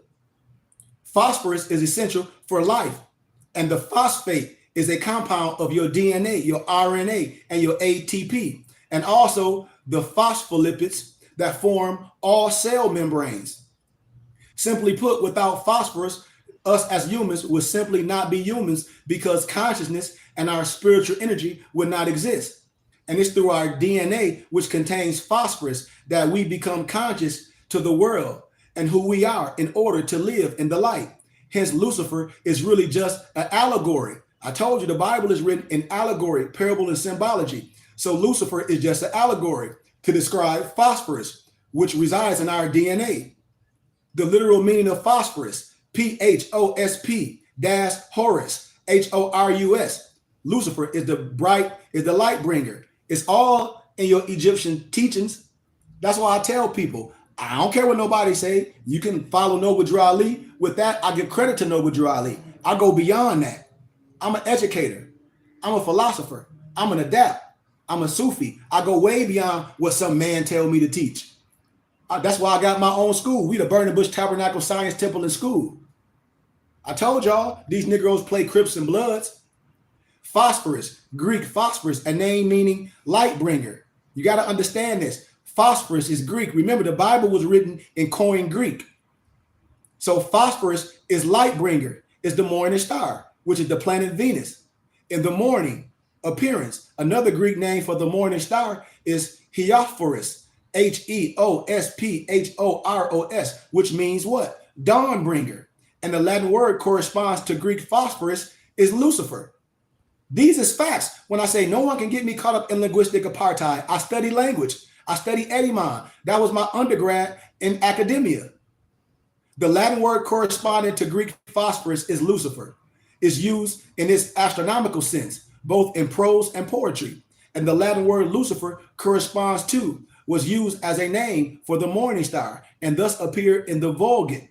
It's an old biblical manual, the translation of the Hebrew word, Hillel, meaning Venus, as the brilliant, the bright, or shining one. Reading Isaiah 14:12, where the Septuagint, which is the Greek version, use a different spelling.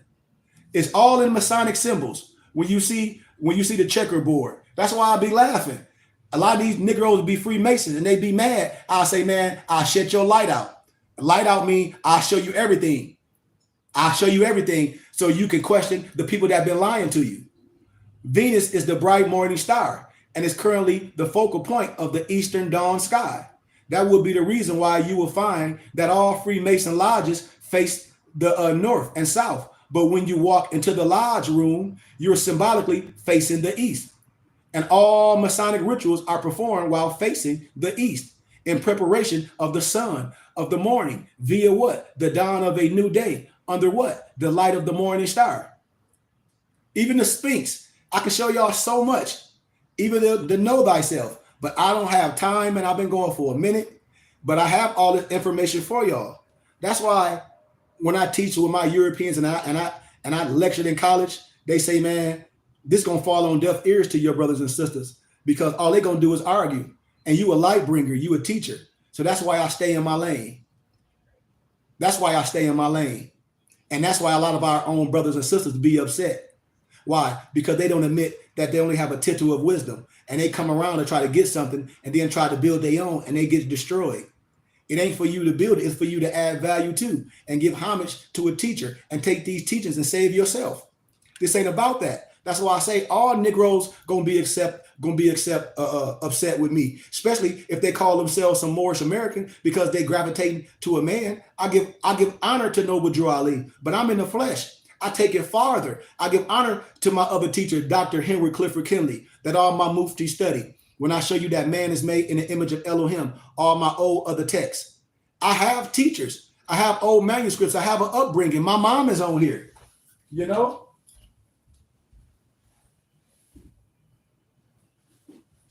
I tell people, I have a root. These are a lot of my holy books. This right here, when I say Aya Asha Aya, I grew up in IDMR. Like I said, I'm rooted and grounded. Noble Drew Ali, only thing Noble Drew Ali can do for me is teach me nationality from a Moorish perspective, but I know that from government and constitution and the laws. But I know I'm a Moor, you know, but I give Noble Drew Ali credit and I give all God man before Noble Drew Ali credit. But I have a background. I'm built up strong, and ain't nobody gonna be able to destroy what I'm doing. You see, one of my oldest teachers was Dr. Henry Clifford Kinley, and I studied that man is made in the image of Elohim. I show you the most place and the holy place and a quarter roundabout. I tell everybody I'm a divine minister. That's why I minister every Sunday. The divine comes first. I'm not here to argue with no one. I don't give a damn how nobody feel about me, especially no misnomer black Negro with no fez on, because they ain't gonna do nothing but talk crap on the internet and hide. That's all they do. That's all they do. Because they done messed up because they think they sovereign citizens. So with that being said, man, once again, I've been on here for 2 hours and 30 minutes. I love y'all, man. Gratitude. And I just try to have people to come study and learn with us, man. So you can learn something and you can ask questions. You know, that's what it's about with me. And if anything you want, y'all can get it from me. All you got to do is ask. You can give me small donations. You know, any book you need that's on my company pages. When you Google mypdfbooks.com, that's books with a Z.